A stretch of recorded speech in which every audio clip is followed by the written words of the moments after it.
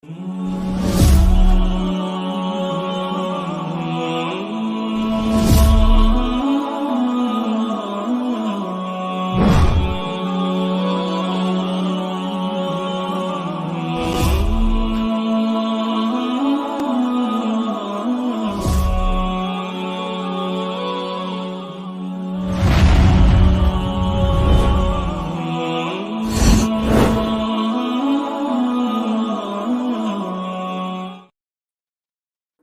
আলাইকুম ওয়া রাহমাতুল্লাহি ওয়া বারাকাতুহু। সম্মানিত বন্ধুরা, কাছে এবং দূরে, দেশ থেকে প্রবাসী যারাই আজকের এই গুরুত্বপূর্ণ প্রোগ্রামটি দেখছেন, আলোচনার বৈঠকটি দেখছেন, সকলকে জানাচ্ছি আমি ইমরান মাহমুদের পক্ষ থেকে শুভেচ্ছা এবং অভিনন্দন। আশা করছি সকলে ভালো আছেন, সুস্থ আছেন। প্রায় অনেক বছর ধরেই আমাদের বাংলাদেশে বা বিভিন্ন দেশে তারাবির নামাজ নিয়ে ইখতিলাফ রয়েছে আলেমদের মধ্যে, ওলামাদের মধ্যে। সেই বিষয় নিয়ে আজকে আলোচনা করব এবং আজকে আমাদের আলোচ্য যে বিষয়, হযরত ওমর রাদিয়াল্লাহু তাআলা আনহু কত রাকাত নামাজের আদেশ করেছিলেন, 8 রাকাত নাকি 20 রাকাত, সেই বিষয়ে আলোচনা করব। এবং সেই বিষয়ে 8 রাকাতের পক্ষে যিনি আলোচনা করবেন, আপনাদের সকলের সুপরিচিত ব্যক্তি, বিশিষ্ট ডিবেটর ব্রাদার রাহুল হোসেন। এবং 20 রাকাতের পক্ষে যিনি আলোচনা করবেন, বাংলাদেশের অতি জনপ্রিয় একজন ব্যক্তি, শেখ মুফতি আলী হাসান ওসামা। আপনাদের দুজনকে আমার লাইভ স্ট্রিমে স্বাগত। এবং বাদবাকি দর্শক যারা দেখছেন, আপনাদের সকলকে অনুরোধ জানাবো যে আজকের এই গুরুত্বপূর্ণ প্রোগ্রামটি আপনারা শেয়ার করে অন্যকে দেখার জন্য সুযোগ করে দিবেন এবং আপনারা বেশি বেশি সাপোর্ট করবেন। প্রথমেই আমার প্রোগ্রামের কিছু নীতিমালা আপনাদেরকে জানিয়ে দিব। বিশেষ করে আমাদের আজকের প্রোগ্রামের যারা অতিথি, অবশ্যই তারা সেই নীতিমালাগুলো জানেন। তারপরও দর্শকদের উদ্দেশ্য করে আমি সেই নীতিমালাগুলো আপনাদেরকে একটু পড়ে শোনাবো। আপনি একটু আমার স্ক্রিনটা একটু লক্ষ্য করবেন প্লিজ। জি, আমি সরি, আমি একদম প্রথমেই যাচ্ছি। জি, আমাদের প্রোগ্রামের নীতিমালা, আলোচনার নীতিমালা বিষয়, হাদিস শাস্ত্রের আলোকে হযরত ওমর রাদিয়াল্লাহু তাআলা আনহু কত রাকাত তারাবির আদেশ করেছেন। অনুষ্ঠানটি সম্প্রচার হচ্ছে ব্রাদার রাহুল হোসেন এবং আলী হাসান ওসামার ফেসবুক পেজ থেকে। আলোচনার মধ্যে আমাদের একেবারেই রুলসের যে বিষয়, যে আলোচনার মধ্যে কোন রূপ বাধা প্রদান করা যাবে না।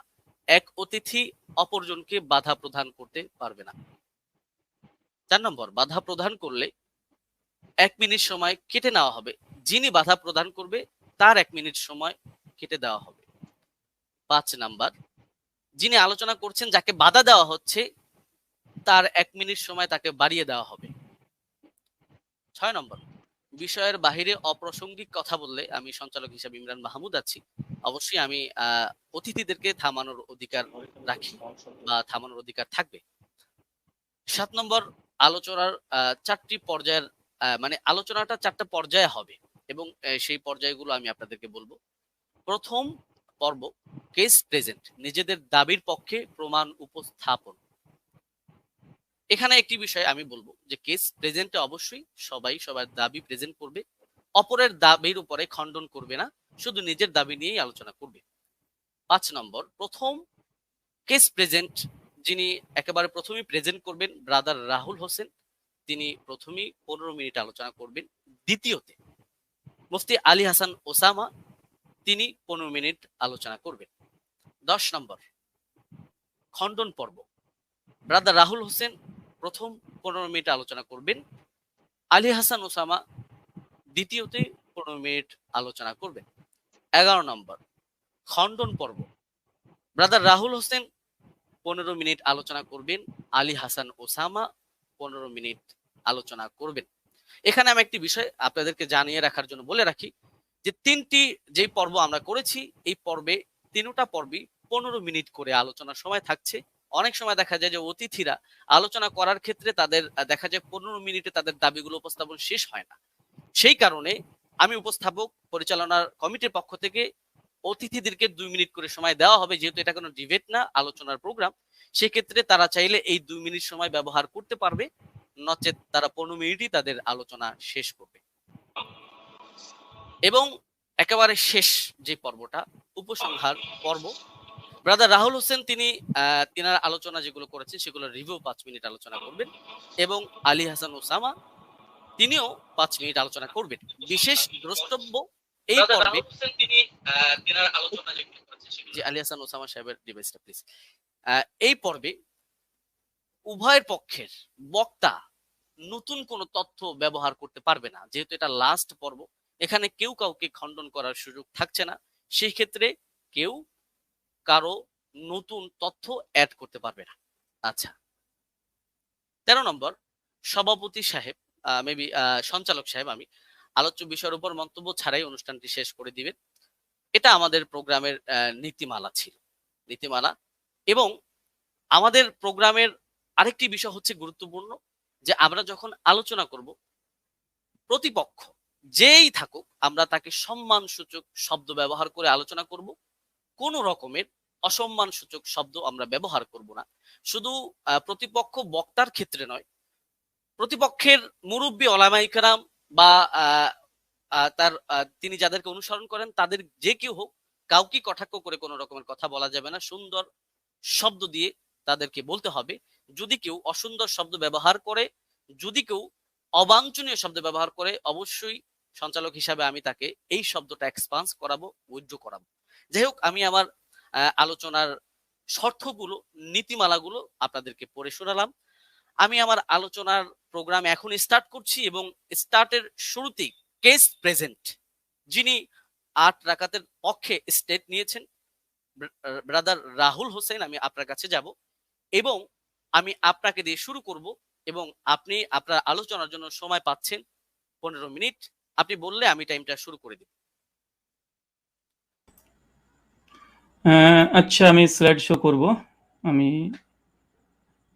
একটা স্লাইড দেব আপনাকে, ওটাকে অ্যাপ্রুভ করতে হবে।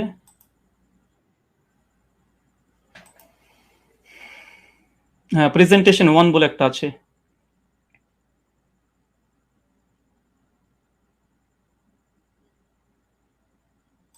হ্যাঁ, স্লাইডটা কি ঠিক আছে আপনার? হ্যাঁ, এটাই।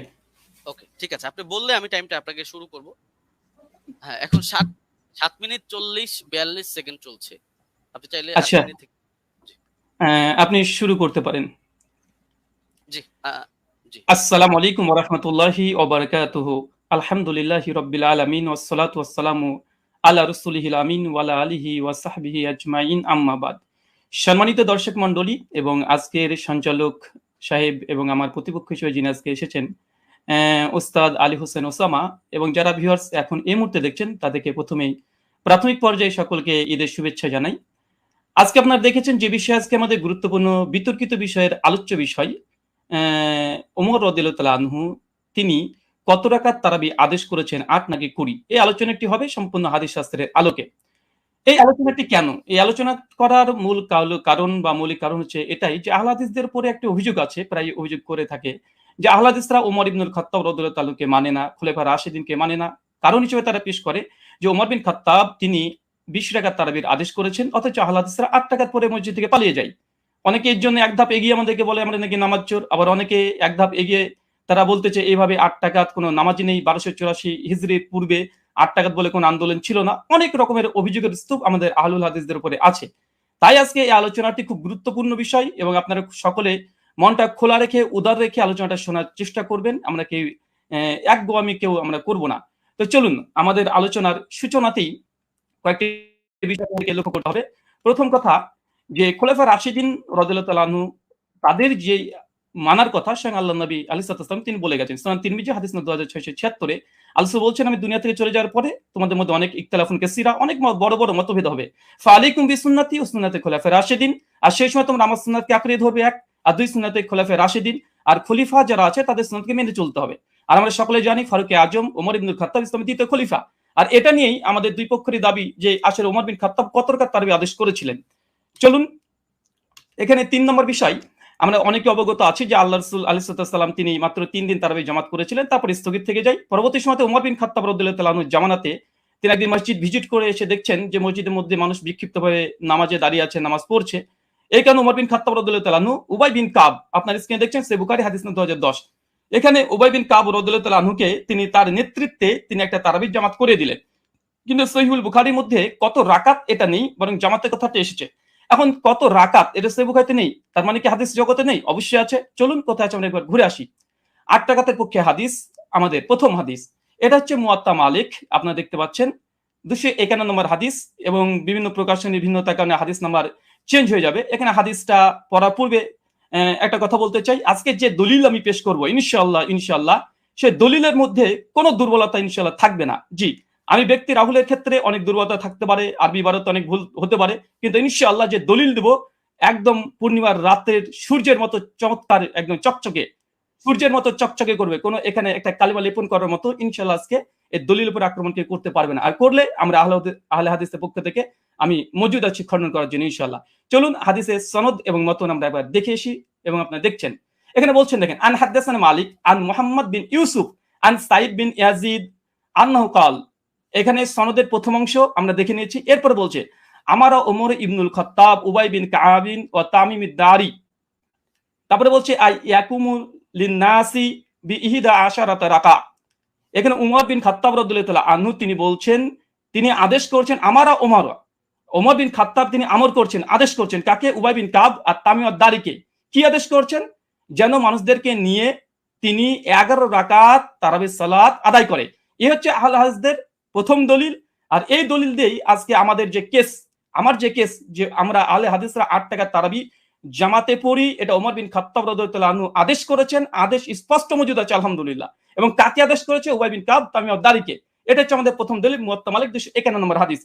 এখানে লক্ষণীয় শুধু এই হাদিসটা যে মুয়াত্তা মালিকে এসেছে এমনটা নয়, এই হাদিসের তাখরিজ দেখেন সহিহ কুবরা লিন-নাসাই হাদিস নাম্বার 4677 এই সনদ মালিক থেকে আসছে। 3 নম্বর আরেকটা আছে শারহু মানিল আল আসালি তহাবি। ইমাম তহাবি হানাফি মাযহাবের, বিশেষ করে তিনি বড় ফকি এবং মুহাদ্দিস। হাদিস নাম্বার 1741 তিনিও সনদ সহকারে ইমাম মালিক থেকে এর থেকে পেশ করেছে। চতুর্থ প্রমাণ মারিফাতুস সুনান আল আসার লিল বাইহাকি, হাদিস নাম্বার 5413 তে ইমাম বাইহাকি আল মুতাফা 458 হিজরি তিনিও নিয়ে এসেছেন। আচ্ছা, তারপরে 5 নম্বর শারহ সুন্নাহ লিল বাগাবি, চতুর্থ খণ্ডে 120 নম্বর পৃষ্ঠায় ইমাম মালিকের সূত্রে এই হাদিসটাকে তিনি নিয়ে এসেছেন। আরো যারা আপনারা দেখবেন মাদ্রাসাতে মিশকাত পড়তে হয়, না পড়লে কেউ তালিমি হতে পারে না। মিশকাত হাদিস নাম্বার 1302 আপনারা দেখতে পাচ্ছেন মুয়াত্তা মালিকের সনদ সহ এখানে মতনটাকে উল্লেখ করা হয়েছে। আর যারা দারসি নুসখা দেখতে চাচ্ছেন দেবন্দি থেকে প্রকাশনী, সেটা হচ্ছে প্রথম 115 নম্বর পৃষ্ঠায় লাইন নম্বর 9 থেকে 11 আপনারা দেখে নিতে পারবেন। আর এটা মিসকাত আল মাসনাবি, যারা বাংলা দেখতে চান, অনেক বাংলা শ্রোতা আছে, আমার বক্তৃতার সত্যতা যাচাই করে নেবেন। মিসকাত আল মাসনাবি হাদিস নাম্বার 1302 এটা আপনি পেয়ে যাবেন।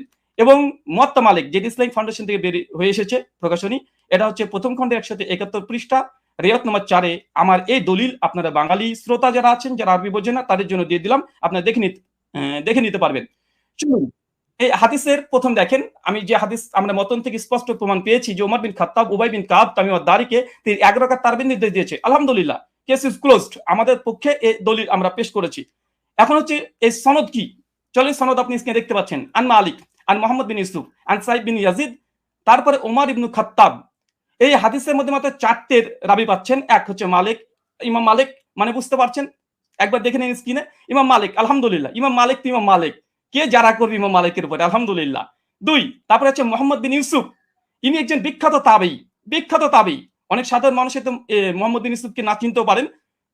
তারপর 3 নম্বর রাবি আসছে কি? সাইদ বিন ইয়াজিদ, আলহামদুলিল্লাহ, তিনিও একজন সাহাবী। চতুর্থ রাবি, তিনিও একজন সাহাবী, ওমর বিন খাত্তাব, আলহামদুলিল্লাহ। শুধু সাহাবী আর সাহাবী, আলহামদুলিল্লাহ, দুজন সাহাবী আর দুজন বড় ইমাম এই হাদিসটাকে রিওয়ায়াত করছে। চলেন আর একটু দেখে নিই। আমরা শুধুমাত্র বুঝতে পারলাম এই দ্বিতীয় রাবি তাবেঈ যিনি মোহাম্মদ বিন ইউসুফ, ইনাকে আমরা সাধারণ মানুষরা চিনতে পারবো না। চলুন এই মোহাম্মদ বিন ইউসুফ ইনি কে, ইনাকে একবার দেখে আসি। চলেন, মোহাম্মদ বিন ইউসুফ আল মাদানী রাহিমাহুল্লাহ এমন একজন ব্যক্তিত্ব যা সহিহ বুখারীতে আলহামদুলিল্লাহ 105 খানা হাদিস মজুদ আছে, 105 খানা। আপনার স্ক্রিনে লক্ষ্য করছেন, হাদিস নাম্বার দিয়ে সার্চ করলে আপনারা দেখতে পাবেন। চলেন এরপর সনদ আবার দেখছেন, আন মালিক আন মুহাম্মদ বিন ইউসুফ আন সাইদ বিন ইয়াজিদ আন, তারপর ওমর ইবনে খাত্তাব। এই যে সনদটা ভালোভাবে দেখেন, আন মালিক আন মুহাম্মদ বিন ইউসুফ আন সাইদ বিন ইয়াজিদ। আবার দেখেন, আন মুহাম্মদ বিন ইউসুফ আন সাইদ বিন ইয়াজিদ। শুধুমাত্র মুহাম্মদ বিন ইউসুফ যে সহিহ বুখারীর রাবি এমনটা নয়, বরং সহিহ বুখারীর মধ্যে আলহামদুলিল্লাহ কমপক্ষে 4টে হাদিস সেম এই চেনটা এসেছে। দেখেন সহিহ বুখারী হাদিস না 1858, হাদিস না 2824, হাদিস না 4062, কমপক্ষে 4টে হাদিস আছে আন মুহাম্মদ বিন ইউসুফ আন সাইদ বিন ইয়াজিদ, একদম পাশাপাশি আছে। শুধু মুহাম্মদ বিন ইউসুফ যে শুধুমাত্র তিনি যে বুখারীর রাবি এমনটা নয়, বরং সেম চেন যেটা মুয়াত্তা মালিকের 8 রাকাতের পক্ষে দলিল পেশ করেছি, একই চেন আলহামদুলিল্লাহ সহিহ বুখারীর মধ্যে মজুদ আছে কমপক্ষে 3টে। আরো সেই মুসলিমে আপনারা চেক করলে পেয়ে যাবেন। আচ্ছা, এই হাদিসের সনদ পর্যালোচনা সংক্ষিপ্তভাবে করে দিই, যা আমরা দেখলাম এতক্ষণে। প্রথম পয়েন্ট দেখেন, সাহাবী থেকে সাহাবী। কেন? ওমর বিন খাত্তাব, সাইদ বিন ইয়াজিদ। সাইদ বিন ইয়াজিদ ওমর বিন খাত্তাবের আদেশ বর্ণনা করছে, দুজনই সাহাবী, আলহামদুলিল্লাহ। এটা মুহাদ্দিসদের ভাষাতে এই সনদকে বলা হয় সিলসিলাতুল জাহাব। মানে ইমাম মালিক তিনি হচ্ছে মুসান্নিফ গ্রন্থের, আর সাহাবী পর্যন্ত যেতে মাত্র একজন রাবী লেগেছে, মাত্র একজন। আর সে হচ্ছে মুহাম্মদ বিন ইউসুফ, যিনি সহিহ বুখারীর 105 খানা হাদিস বর্ণনা করেছেন। সহিহ মুসলিম আলহামদুলিল্লাহ আছে। তৃতীয়, এই সনদের যতজন রাবী আছে সবগুলো মাদানী, আলহামদুলিল্লাহ। ইমাম মালিক মদিনার ইমাম, আলহামদুলিল্লাহ। মুহাম্মদ বিন ইউসুফ একজন বিখ্যাত তাবী, ইনিও মাদানী, আলহামদুলিল্লাহ। তাহলে দেখছেন এখানে তিনটে, যে সাহাবী থেকে সাহাবী হাদিস বর্ণনা করছে, মাত্র একটা রাবী দিয়ে একদম সাহাবী ওমর বিন খাত্তাব পর্যন্ত পৌঁছে যাচ্ছে, আলহামদুলিল্লাহ। এটা যে সিলসিলাতুল জাহাব তথা গোল্ডেন চেন। এরপরে চলেন, আচ্ছা, আমার স্লাইডে এক সেকেন্ড,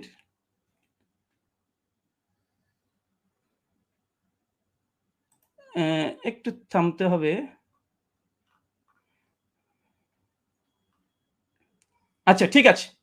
আচ্ছা, আমরা হচ্ছে আমি এই কেসটা প্রেজেন্ট করলাম। এখন আলী হোসেন ওসামা হাফিজাহুল্লাহর কাছে আমার কিছু প্রশ্ন এই মুয়াত্তা মালিকের হাদিস নিয়ে। প্রথম প্রশ্ন, আলী হোসেন ওসামার কাছে 8খানা প্রশ্ন করব। প্রথম, ওমর ইবনুল খাত্তাব রাদিয়াল্লাহু তাআলা আনহু 20 রাকাত তারাবির নির্দেশ দিয়েছেন মর্মে এমন একটি সহিহ হাদিস উপস্থাপন করুন যেই সনদ হাদিস শাস্ত্রের আলোকে সহিহ হবে এবং মুত্তাসিল হবে। সনদে কোনো দুর্বল রাবী যেন না থাকে, আর সনদ যেন মাঝখান থেকে বিচ্ছিন্ন না হয়ে যায়, মানে কোনো ইনকেতা না থাকে।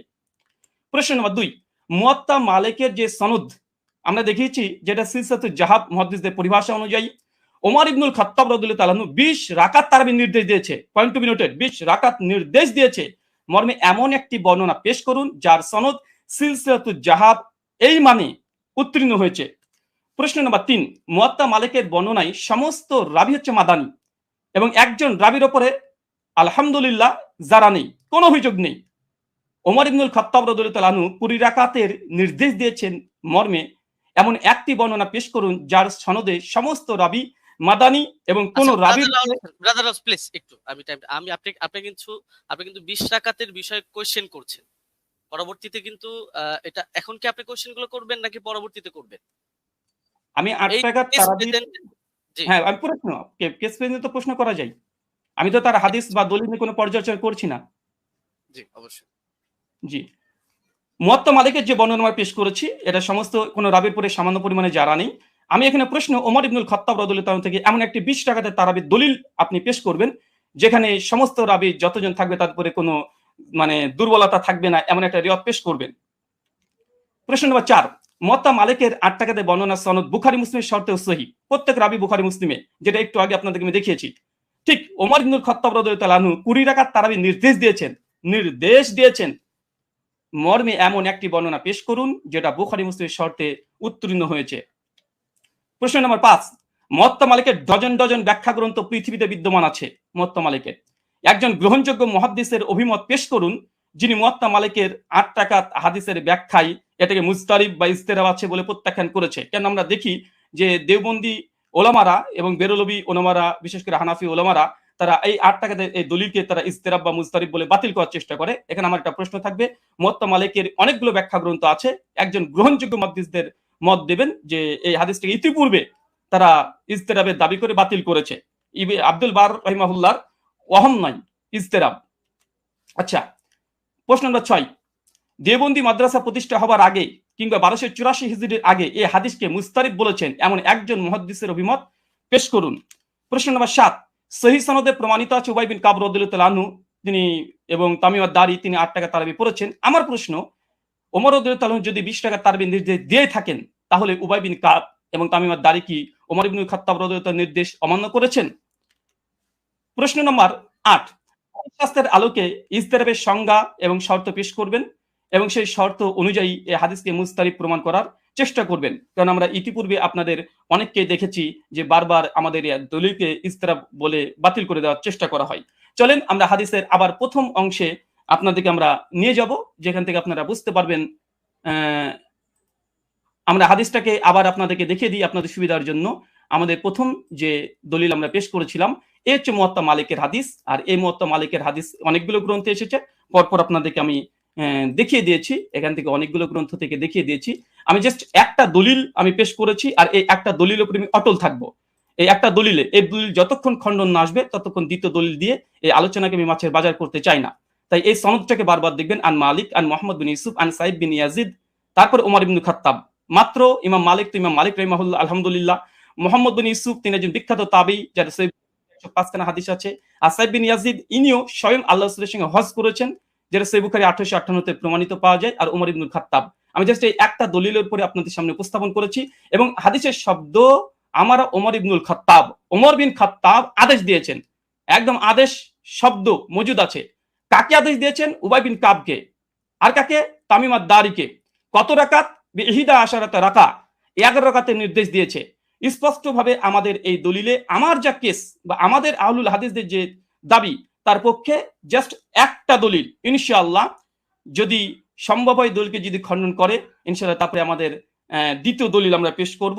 কেননা আলোচনার মধ্যে অনেক বেশি দলিল দিয়ে গেলে, কারণ আমাদের আলোচনা যেহেতু এখানে পর্যালোচনা, এটা ডিবেট নয়। ডিবেট হলে আমি অনেক কিছু করতে পারতাম, কিন্তু আমি যেহেতু ওস্তাদজির সঙ্গে একমত হয়ে এসেছি, তাই আমি তেমন কিছু মানে অনেক কথাই বলার ইচ্ছা থাকলে আমি বলবো না এখানে, কারণ আমি শেখকে বা ওস্তাদকে আমি অনেক সম্মান দিই এবং ভালোবাসা তার প্রতি আমার অনেকগুলো আছে। আর এ থেকেই একটা হাদিস, আর এই হাদিস আমি শুধুমাত্র শেখের কাছে বুঝতে এসেছি, যেহেতু তিনি আমাকে বুঝাতে এসেছেন। আর পর্যালোচনা যেহেতু এটা ডিবেট নয়, তার জন্য আমার এই একটা হাদিস, যে দাবির পক্ষে আমরা আহলুল হাদিসরা 8 টাকা তারাবি পড়ি, এবং এই হাদিসের মান আমাদের নিকটে সহি, এবং আমাদের কাছ থেকে 8খানা প্রশ্ন আমরা উপস্থাপন করেছি 20 টাকাতের পক্ষে। এই 20 টাকাতের যদি এই প্রশ্নের জবাব যদি দিয়ে দেয়, আলহামদুলিল্লাহ আমি লিখিতভাবে, শুধু এরকম না, ঘোষণা দিয়ে আমি ঘোষণা করে দেব যে জাস্ট আমি যে কথা বলেছি আমি কথার থেকে ফিরে আসছি। 8 টাকার তারাবি ওমর বিন খাত্তাব আদেশ দেয়নি, মূলত 20 টাকা দিয়েছে। আমি প্রত্যাবর্তন করব, আমি স্ট্রিমে ঘোষণা করলাম। এখনো 3টে পর্ব আছে এবং আমি এরপরে অটল থাকবো। জি, শুকরিয়া, জাযাকাল্লাহ খায়রান, বারাকাল্লাহ ফিকুম, ওয়ামা আলাইনা ইল্লাল বালাগ। জি, ব্রাদার রাহুল হোসেন, আপনি শেষ করেছেন। প্লিজ একটু ইয়াটা ঠিক হবে। হ্যাঁ, আপনি শেষ করেছেন এবং আপনি 1 মিনিট আগে শেষ করেছেন, চাইলে আপনি 2 মিনিট ব্যবহার করতে পারতেন। যাই হোক, আমি চলে যাব যিনি 20 রাকাতের পক্ষে দলিল পেশ করবেন, আমাদের পরিচিত ব্যক্তি শেখ মুফতি আলী হাসান ওসামা। আমি আপনার কাছে যাব এবং আপনি বললে আমি টাইমটা শুরু করে দিব। আপনার টাইমটা আপনি বলবেন। জি, এখন 22 মিনিট 45 সেকেন্ড চলছে। আপনি মিউট আছেন।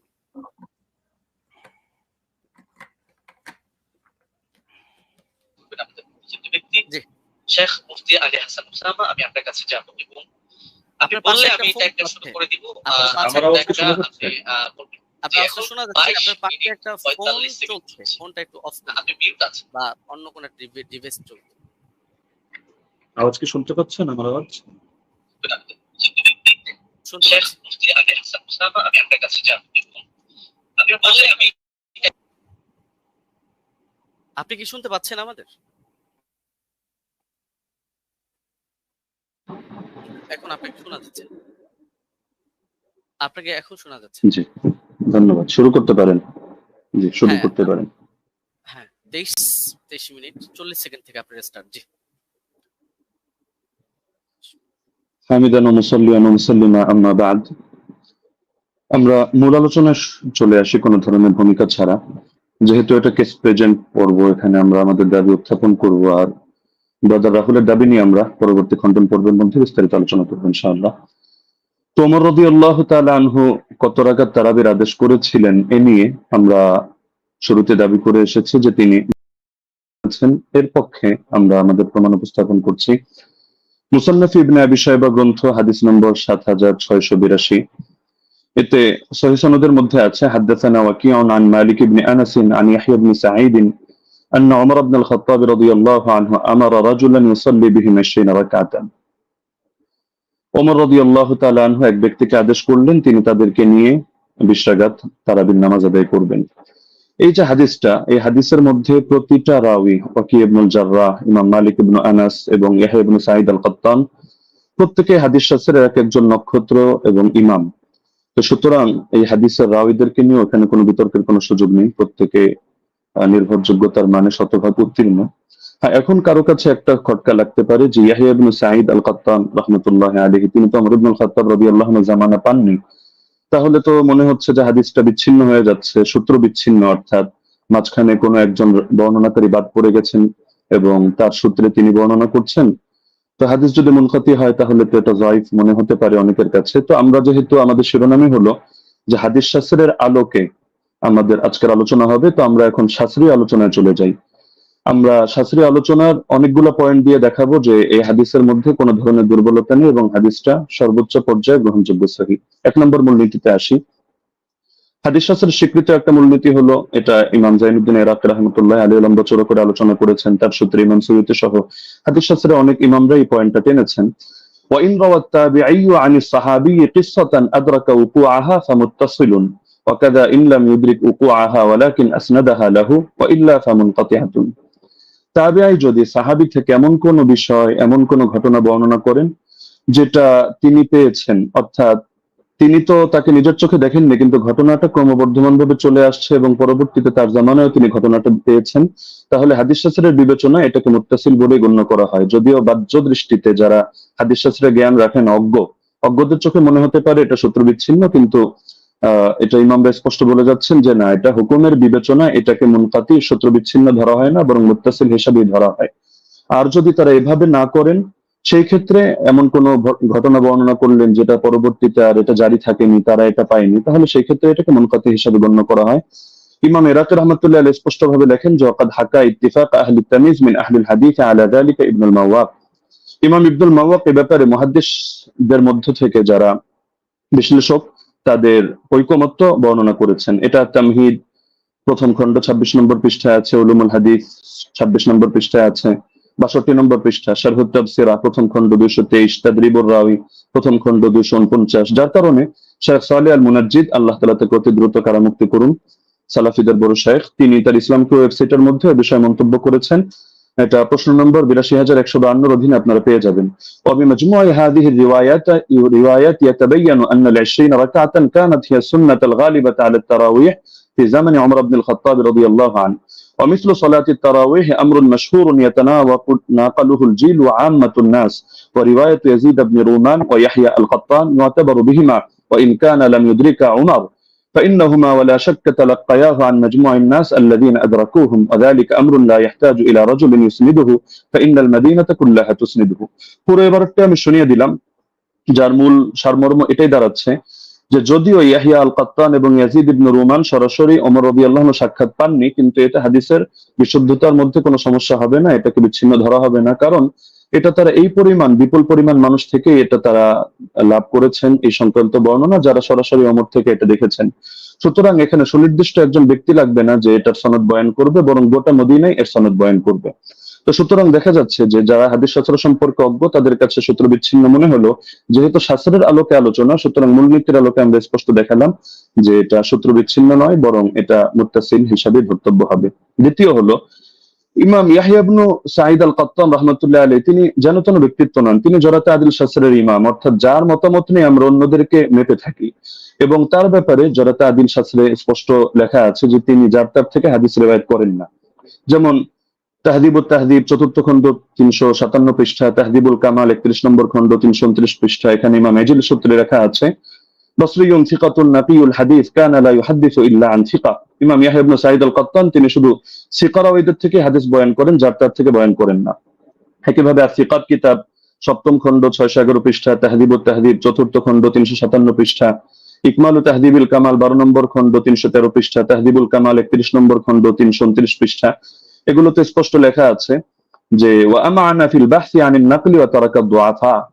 ইমাম ইয়াহইয়া ইবনে সাঈদ আল কাত্তান তিনি হাদিস শাস্ত্র বয়ান করার ক্ষেত্রে তিনি গভীরভাবে কাজটা করেন, তিনি যায়িফ রাওয়ীদেরকে পরিহার করেন। একইভাবে ইমাম আহমদ বিন হাম্বলের একাধিক মত আমরা বর্ণনা করতে পারবো এক্ষেত্রে, যেমন আল জারহ ওয়াত তা'দীল ইবনে আবি হাতিম 1ম খণ্ড 232 পৃষ্ঠা, সেখানে ইমাম আহমদ বিন হাম্বল সূত্রে আছে, তিনি বলেছেন মা রাআইনা মিসলা ইয়াহইয়া ইবনে সাঈদ ফি হাদা শা'n, ইয়ানি ফি মারিফাতিল হাদিস ওয়া রুওয়াতিহি ওয়া কানা সাহিব হাদা শা'n। আমরা ইয়াহইয়া ইবনে সাঈদের মতো ব্যক্তি এই শাস্ত্রে দেখিনি, অর্থাৎ হাদিস জানা এবং হাদিসের বর্ণনাকারীদের ব্যাপারে জানা, তিনি এই ব্যাপারে বিশেষ পাণ্ডিত্যের অধিকারী ছিলেন। এরকম আরো বহুত মতামত দেখানো সম্ভব, যেমন তিনি অন্যত্র এটাও আছে, তিনি বলেন আল জারহ ওয়াত তা'দীল ইবনে আবি হাতিম 1-232 পৃষ্ঠায় এই মন্তব্য আছে যে কানা ইয়াহইয়া আবসারাহুম বির রিজাল ওয়া আনকাহুম হাদিসা। ইয়াহিয়া রিজাল সম্পর্কে সবচেয়ে বেশি সূক্ষ্মদর্শী এবং তিনি হাদিসগুলো খুব স্বচ্ছভাবে বর্ণনা করে থাকেন। তো সুতরাং তিনি যার তার থেকে হাদিস বর্ণনা করবেন না, এটা স্পষ্ট বিষয়। এবং এখানে তো যার তার থেকে করার প্রশ্নই আসছে না, কারণ এখানে যেহেতু গোটা মদিনাবাসী এই ব্যাপারে প্রত্যক্ষ সাক্ষী। 3 নম্বরে, যদি আমরা তর্কের খাতিরে এটাকে মুরসাল বলিও, তবু এই জাতীয় মুরসালরা সকলের মতে গ্রহণযোগ্য। যেমন হাফিজ ইবনুল কাইয়িম রাহিমাহুল্লাহর স্পষ্ট মন্তব্য আছে জাদুল মাআদ কিতাবে 1ম খণ্ড 367 নম্বর পৃষ্ঠায়, والمرسل إذا اتصل به عمل وعضده قياس أو قول صحابي أو كان مرسله معروفا باختيار الشيوخ ورغبته عن الرواية عن الضعفاء والمتروكين ونحو ذلك مما يقتضي قوته عمل به। মুরসালের সঙ্গেও যদিও আমরা এটা মুরসাল বলছি না, তবে তর্কের খাতিরে যদি এটাকে মুরসাল ধরিও, সেই ক্ষেত্রে মন্তব্যটা উল্লেখ করছে যে মুরসালের সঙ্গে যদি আমল যুক্ত হয়, অর্থাৎ উম্মত এভাবে আমল করে, অথবা তিনি আরো পয়েন্ট আনলেন যে যদি এখানে মুরসালটা যার থেকে এসেছে, অর্থাৎ মুরসিল যিনি, তিনি যদি এ ব্যাপারে পরিচিত হন যে তিনি শায়খ খুব সুন্দরভাবে নির্বাচন করেন এবং বর্ণনা করার ক্ষেত্রে যায়ফ রাওয়ী, মাতরুক রাওয়ীদেরকে তিনি পরিহার করে চলেন, তাহলে সেই ক্ষেত্রে মুরসালের আলোকে আমল করা হবে। এবং এটা ফুকাহায়ে কেরামের নিকট গ্রহণযোগ্য মূলনীতি। আল ইহকাম ফি উসুলিল আহকাম আমিদের কিতাবের মধ্যে স্পষ্ট আছে যে জাতীয় মুরসাল এটা ফাকাবিলাহু আবু হানিফা ওয়া মালিক ওয়া আহমদ ইবনে হাম্বল ফি আশহারি রিওয়ায়াতাইন আনহু। ইমাম আবু হানিফা গ্রহণ করেন, ইমাম মালিক গ্রহণ করেন, ইমাম আহমদ বিন হাম্বলের একটা প্রসিদ্ধ মত যেটা তার আলোকে দেখা যায় তিনিও গ্রহণ করেন। ঈসা ইবনে আবান রাহিমাহুল্লাহ তিনি একটু ভাগ করেন, তিনি শুধু فصل عيسى بن أبان فقبل مراسيل الصحابة والتابعين وتابعي التابعين ومن هو من أئمة النقل مطلقا دون من عدا هؤلاء। তিনি সাহাবীদের মুরসাল গ্রহণ করেন, তাবেঈদেরটা করেন, তাবেঈদেরটা করেন, এবং যারা হাদিস শাস্ত্রের ইমাম তাদেরটা করেন, অন্যদেরটা করেন না। এটা মেনে নিলেও সমস্যা নেই, কারণ ইমাম ইয়াহিয়া আল কাত্তান তিনি হাদিস শাস্ত্রের ইমাম, তিনি যে ক্যাটাগরি বর্ণনা করেছেন এই ক্যাটাগরির মধ্যে আছেন। আর ইমাম শাফির মত প্রসিদ্ধ, এটা আল ইহকাম কিতাবের মধ্যে আছে, একইভাবে নুজহাতুন নাজার ফি তাওদীহ নুখবাতিল ফিকার সেখানেও আছে। ইমাম শাফি রাহমাতুল্লাহ আলাইহির বক্তব্যের মধ্যে স্পষ্ট দেখা যাচ্ছে যে তিনি বলেছেন যে মুরসাল যদি সাহাবীর মুরসাল হয় তাহলে তো গ্রহণযোগ্য, আর যদি এমন মুরসাল হয় আও মুরসালান قد اسنده غير مرسله او ارسله راو اخر يروي عن غير شيوخ الاول او عضده قول صحابي او قول اكثر اهل العلم او ان يكون المرسل قد عرف من حاله انه لا يرسل عمن فيه علة من جهالة أو غيرها كمراسيل ابن المسيب فهو مقبول وإلا فلا، ووافقه على ذلك أكثر أصحابه والقاضي أبو بكر وجماعة من الفقهاء। ইমাম শাফি রাহিমাহুল্লাহর মন্তব্য হচ্ছে যদি সাহাবীর মুরসাল না হয় এমন মুরসাল হয় যে মুরসালের সঙ্গে কিছু বিষয় যুক্ত থাকে, যেমন তিনি একটা উদাহরণ দিয়েছেন, যদি অধিকাংশ আহলে ইলমের বক্তব্য এর পক্ষে সমর্থন যোগায়, অর্থাৎ তারাও এই মতে পোষণ করেন। অথবা মুরসিলের গুণ হলো তিনি যাত্রার থেকে ইরসাল করেন না, বরং তিনি এমন কারো থেকে ইরসাল করা থেকে নিজেকে বিরত রাখেন যার মধ্যে কোনো দোষ আছে, সে মাঝহুলি হোক, সে অন্য কোনো দোষে দোষী হোক, যেমন ইমাম সাঈদ ইবনে মুসাইয়্যিব রাহমাতুল্লাহ আলাইহি, এগুলো তিনি গ্রহণ করে নেন। এটা আল ইহকাম আমিদি কিতাবের মধ্যে আছে। একইভাবে ইমাম নাবাবী তার আল মাজমু' শারহুল মুহাদ্দাবের 6 নম্বর খণ্ড 206 নম্বর পৃষ্ঠায় এটা বলেছেন, ইহতাজ্জু শাফিঈ বিল মুরসাল ইযা তাদাদা أحد أربعة أمور إما حديث مسند وإما مرسل من طريق آخر وإما قول صحابي وإما قول أكثر العلماء। তো সময় যেহেতু কম, আমরা সব রেফারেন্স টানছি না, আরো কয়েকটা কিতাবের হাওয়ালা দিয়ে দিচ্ছি। উসুলুল বাজদাউই 171 নম্বর পৃষ্ঠা, আল মানসুর লিজারকাশি, শারহুল উমদা ইবনে তাইমিয়া, তাহযিবুস সুনান আবি দাউদ ইত্যাদি কিতাবের মধ্যে এই ব্যাপারে আলোচনা আছে। এবার আসি, আমরা যদি সালাফি শায়খদের মূলনীতিও মেনে নিই, যেমন শায়খ আলবানী রাহিমাহুল্লাহকে এক্ষেত্রে আমরা উদাহরণ হিসেবে রাখতে পারি। তো শায়খ আলবানী রাহিমাহুল্লাহ প্রসিদ্ধ কিতাব সিলসিলাতুল আহাদিস সহিহা, এটা তো সকলের নিকটে পরিচিত। এখান থেকে 1422 নম্বর বর্ণনাটা আমি খুলে দেখার অনুরোধ করব। সেখানে দেখতে পাবেন আপনারা খুললে যে তিনি যে হাদিসটা বর্ণনা করেছেন একটা মুরসাল হাদিস, কিন্তু তিনি এটার ব্যাপারে মন্তব্য করছেন যে হাযা ইসনাদুল হাসান, এটা একটা হাসান সনদ, তবে ইল্লা আন্নাহু মুনকাতিউন বাইনা সুলাইমান ওয়া ইবনে আমরিন, তবে এটা সূত্র বিচ্ছিন্ন, মুনকাতি কার মাঝে, রাওয়ী সুলাইমান এবং রাওয়ী ইবনে আমরের মাঝে এখানে ইনকিতা আছে, সূত্র বিচ্ছিন্নতা আছে, কোন একজন বাদ পড়ে গেছে। তবে এটার পক্ষে এই তিনি একটা মুরসাল রিওয়ায়াত করে এর পক্ষে একটা যায়ফ হাদিস এনেছেন, যায়ফ রিওয়ায়াত, সেটা এনে তিনি মন্তব্য করছেন যে লাকিন্নাল হাদিসা বিমাজমু'ত তারিকাইন হাসানুন, এই দুটো যায়ফ মিলে এটা হাসান হয়ে গিয়েছে, অর্থাৎ একটা মুরসাল আর একটা যায়ফ। তো মুরসালের পক্ষে তিনি যায়ফ হাদিস পেয়েও এটাকে হাসান হিসাবে সাব্যস্ত করে ফেলেছেন, এবং শেষে মন্তব্য করেছেন ফামিসলুহু ইউস্তাশহাদু বিহি, এই ধরনের বর্ণনা দ্বারা এটা দলিল প্রদান করা যায়, ফাল হাদিসু বিহি সহিহুন ইনশাআল্লাহু তাআলা, এর দ্বারা হাদিসটা সহিহ হিসাবে সাব্যস্ত হবে ইনশাআল্লাহু তাআলা।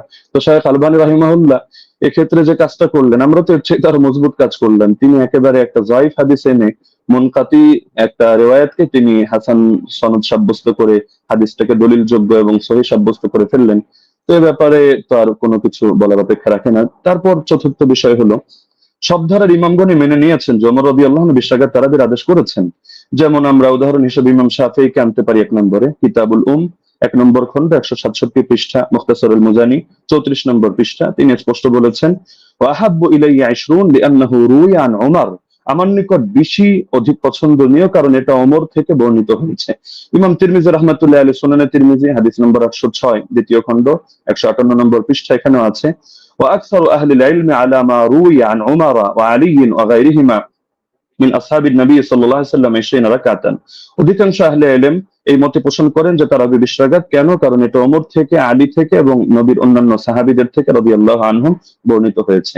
শেখ বিন বাজ রাহমাতুল্লাহি আলাইহি সালাফিদের গ্রহণযোগ্য ব্যক্তিত্ব, আমরা মহব্বত করি। তিনি বলেন মাজমুউল ফাতাওয়া 11 নম্বর খন্ড 322 নম্বর পৃষ্ঠা, وثبت عنهم أنهم صلوا بأمره 23।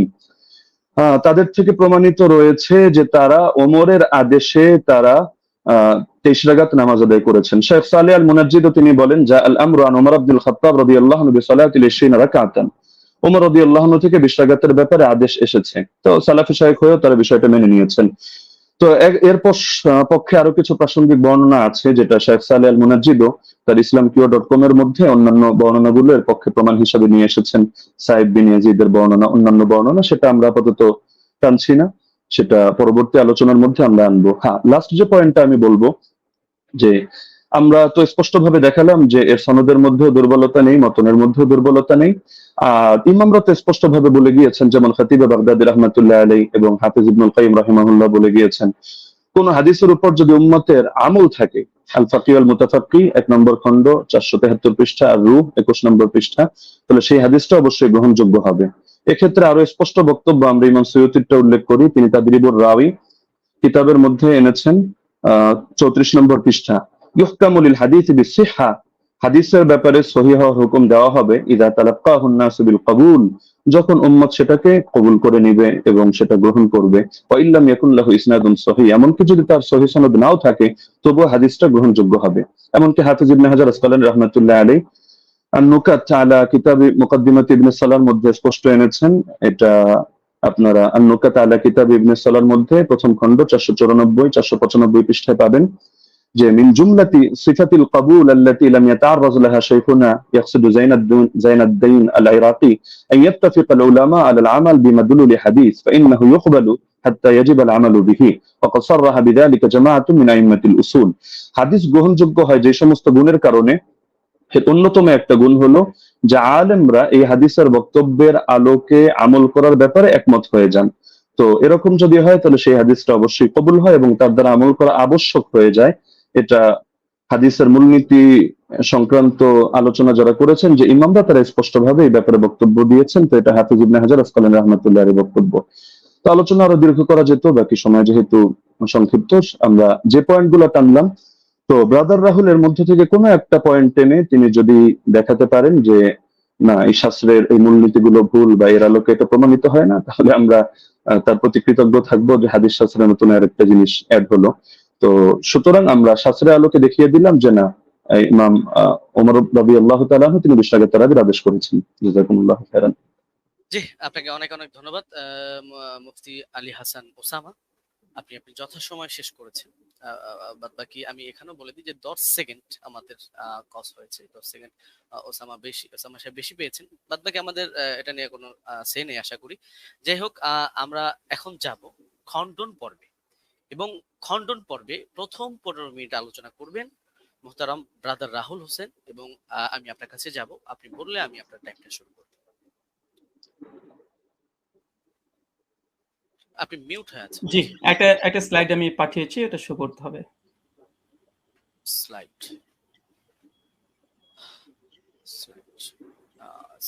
এটা কি একটু দেখবেন প্লিজ, এটা কি স্লাইড আপনার? জি জি জি জি জি জি জি এটাই। জি, আপনি বললে আমি টাইমটা স্টার্ট করব।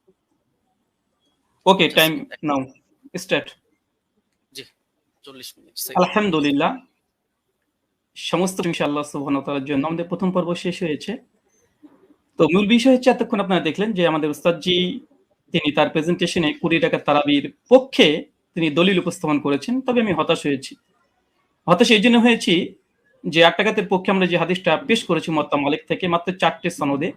সনদের মধ্যে না কোনো দুর্বলতা আছে, না সনদের মধ্যে কোনো রাবের উপরে আপত্তি আছে, না সনদের মধ্যে কোনো ইনকেতা সূত্র বিচ্ছিন্ন হয়েছে। এবং আমি ওস্তাদজিকে আমার 8টা প্রশ্নের মধ্যে 5 নম্বর প্রশ্ন ছিল এইটা যে এমন একটি দলিল পেশ করবেন যেখানে সূত্র কোনো ছিন্ন হয়নি, বিচ্ছিন্ন হয়নি, ইনকেতা নেই, সনের মধ্যে কোনো মুনকাতি কোনো সনদ পেশ করবেন না। দুর্ভাগ্যজনক হলে সত্য কথা, আজকে তিনি প্রথম যে দলিলটা পেশ করেছেন তিনি একটা মুনকাতি একটা দলিল পেশ করেছেন, সূত্র বিচ্ছিন্ন একটা দলিল পেশ করেছেন। এবং এখানে ইয়াহিয়া সাইদ আল কাত্তান থেকে যে রাত পেশ করেছে মুসান্নাফ ইবনে আবি শাইবা থেকে আপনারা দেখেছেন। তো এখানে মুসান্নাফ ইবনে আবি শাইবাতে ইয়াহিয়া সাইদ আল কাত্তান তিনি দাবি করছেন বা বলছেন ইয়াজিদ থেকে যে ওমর রাদিয়াল্লাহু তাআলা জামানায় 20 রাকাত তারাবির আদেশ দিয়েছে। আমার প্রশ্ন আবারও 9 নম্বর প্রশ্ন একটা যোগ হয়ে গেল। কাকে আদেশ করেছে? কাকে নাম বলতে হবে। মুয়াত্তা মালিকের রিওয়ায়াতে পরিষ্কারভাবে আছে। কাকে আদেশ করেছিলেন? 8 রাকাতের পক্ষে ওমর বিন খাত্তাব, সেটা হচ্ছে উবাই বিন কাব আর তামিম আদ-দারিকে। উস্তাদজি যে 20 রাকাতের আদেশের ওমর বিন খাত্তাব থেকে নিয়ে এসেছে, প্রথমটা সনদটা ইনকেতা আছে, সূত্র বিচ্ছিন্ন। ওমর বিন খাত্তাবের রাদিয়াল্লাহু তাআলা জামানা পর্যন্ত ইয়াহিয়া সাইদ আল কাত্তান তিনি পান নাই। আর দ্বিতীয়ত এই হাদিসের মধ্যে আমার দ্বিতীয় একটা প্রথম আরেকটা প্রশ্ন যুক্ত হয়ে যায় যে এখানে কাকে নির্দেশ দিয়েছে, কোন সাহাবীকে, সাহাবীর নাম বলতে হবে। এই পয়েন্টটাকে নোট করে আমি রিবাটল সেশনে উস্তাদজির কাছে জবাব আমি আশা করছি। আমি অবাক হয়েছি, দ্বিতীয় অবাক হচ্ছে এটা যে আমার উস্তাদজি তিনি হাদিসটা মুরসাল হককে অস্বীকার করলেন এবং তিনি সঙ্গে সঙ্গে কথা বললেন যারা মুরসাল বলে তারা নাকি জ্ঞান পাপী বা জ্ঞান অল্প স্বল্প বুদ্ধি যারা আছে তারাই নাকি এই হাদিসটাকে ইনকেতা বলে। চলেন এই হাদিসের প্রথমত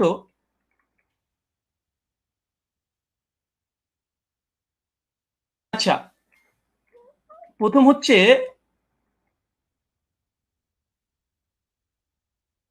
যে দলিলটা পেশ করেছেন মুনকাতি হাদিস, এই হাদিস নাকি মুরসাল তিনি অস্বীকার করেছেন, ইনকারের সনদ বিচ্ছিন্ন। অথচ আমরা দেখছি দেখেন এটা হচ্ছে আসরুস সুনান, আল্লামা নিমবি হানাফি তার একটি কিতাব, তার আসরুস সুনানের 779 নম্বর হাদিসে দেখেন ইয়াহিয়া সাইদ থেকে ওই রিওয়ায়াতটা এসেছে যেটা উস্তাদ জি মুসান্নাফ ইবনে আবি শাইবা থেকে পড়েছেন। হাদিসটা নিয়ে আসার পরে বলছে ও ইসনাদহু মুরসাল, তিনি পরিষ্কার দাবি করছেন যে এই সনদ হচ্ছে ইনকেতা ঘটেছে, সনদের মধ্যে বিচ্ছিন্ন ঘটেছে।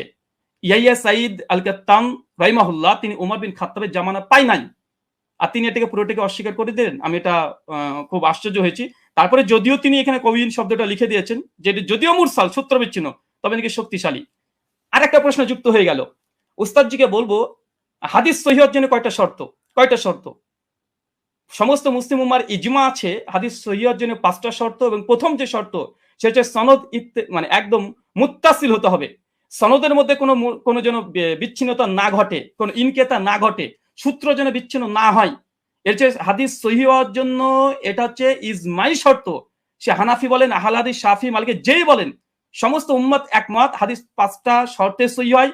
প্রথম শর্ত হচ্ছে ইত্তেসাল হতে হবে, মুত্তাসিল হতে হবে, সনদ যেন একদম কোনো মাঝখান থেকে চেঞ্জ যেন ব্রেক না করে। অবাক হলাম তিনি এই হাদিস একটা মুরসাল হাদিস তিনি নিজে প্রতি স্বীকার করে নিয়েছেন কয়েকবার, আবারও স্বীকার করতেও যাচ্ছেন না। অথচ এখানে আসরুস সুনানে আল্লামা নিমবি হানাফি রাহিমাহুল্লাহ তিনি পরিষ্কার দাবি করে নিয়েছেন এই হাদিসের মধ্যে ইনকেতা ঘটেছে, এটা মুরসাল হাদিস, সূত্র বিচ্ছিন্ন হাদিস, তবে কওয়িন, তবে সনদের যে রাবিগুলো আছে এরা শক্তিশালী। হাদিস সহিহ হওয়ার জন্য যেহেতু রিজাল শাস্ত্রের আলোকে এবং হাদিস শাস্ত্রের আলোকে আমাদের দলিল উপস্থাপন করতে হবে। তো হাদিস সহিহ হওয়ার জন্য ওস্তাদ দেখেছি আমার জানার জন্য প্রশ্ন, বিনয়ের সঙ্গে প্রশ্ন, মানে মুত্তাসিল হওয়া এটা শর্ত কি শর্ত একটু জানাবেন 5টা শর্তের মধ্যে। আর এই সনদের মধ্যে যে মুত্তাসিল, এই সনদের মধ্যে বিচ্ছিন্নতা ঘটেনি এটা প্রমাণ পেশ করবেন। চলুন এই দেখেন ইয়াহিয়া সাইদ আল আনসারীর এই বর্ণনাকে বাংলাদেশের জগৎ বিখ্যাত আমাদের আলী হোসেন ওসামা জিরো উস্তাদ জি হবে আমার জানা মতে, না হলেও রুহানি উস্তাদ হবে। দলিশ নামাজের মাসাল এই বইটা মোটামুটি 4 জন আলেম মিলে লিখেছে, এক মৌলানা তাহিদুল মাওলা, আব্দুল মালিক সাহেব, আব্দুল মতিন সাহেব এবং আবু আকাস মৌলানা, 4 জন মিলে বইটাকে রচনা করেছে। এই তারাবির মাসালাতে 410 নম্বর এবং 411 নম্বর পৃষ্ঠাতে এই দলিলটা নিয়ে এসেছে। নিয়ে আসার পরে এই দলিলটাকে সামনে রেখে তিনি বলছেন যে মুসান্নাফের এই দলিলটা এই বর্ণনাটির সনদ সহিহ, তবে ইয়াহিয়া সাইদ যেহেতু হযরত ওমরের যুগ পাননি, আবার কার কাছ থেকে শুনেছেন তাও বলেনি, এই কারণে এটিকে মুনকাতি সূত্র বিচ্ছিন্ন বলা হয়।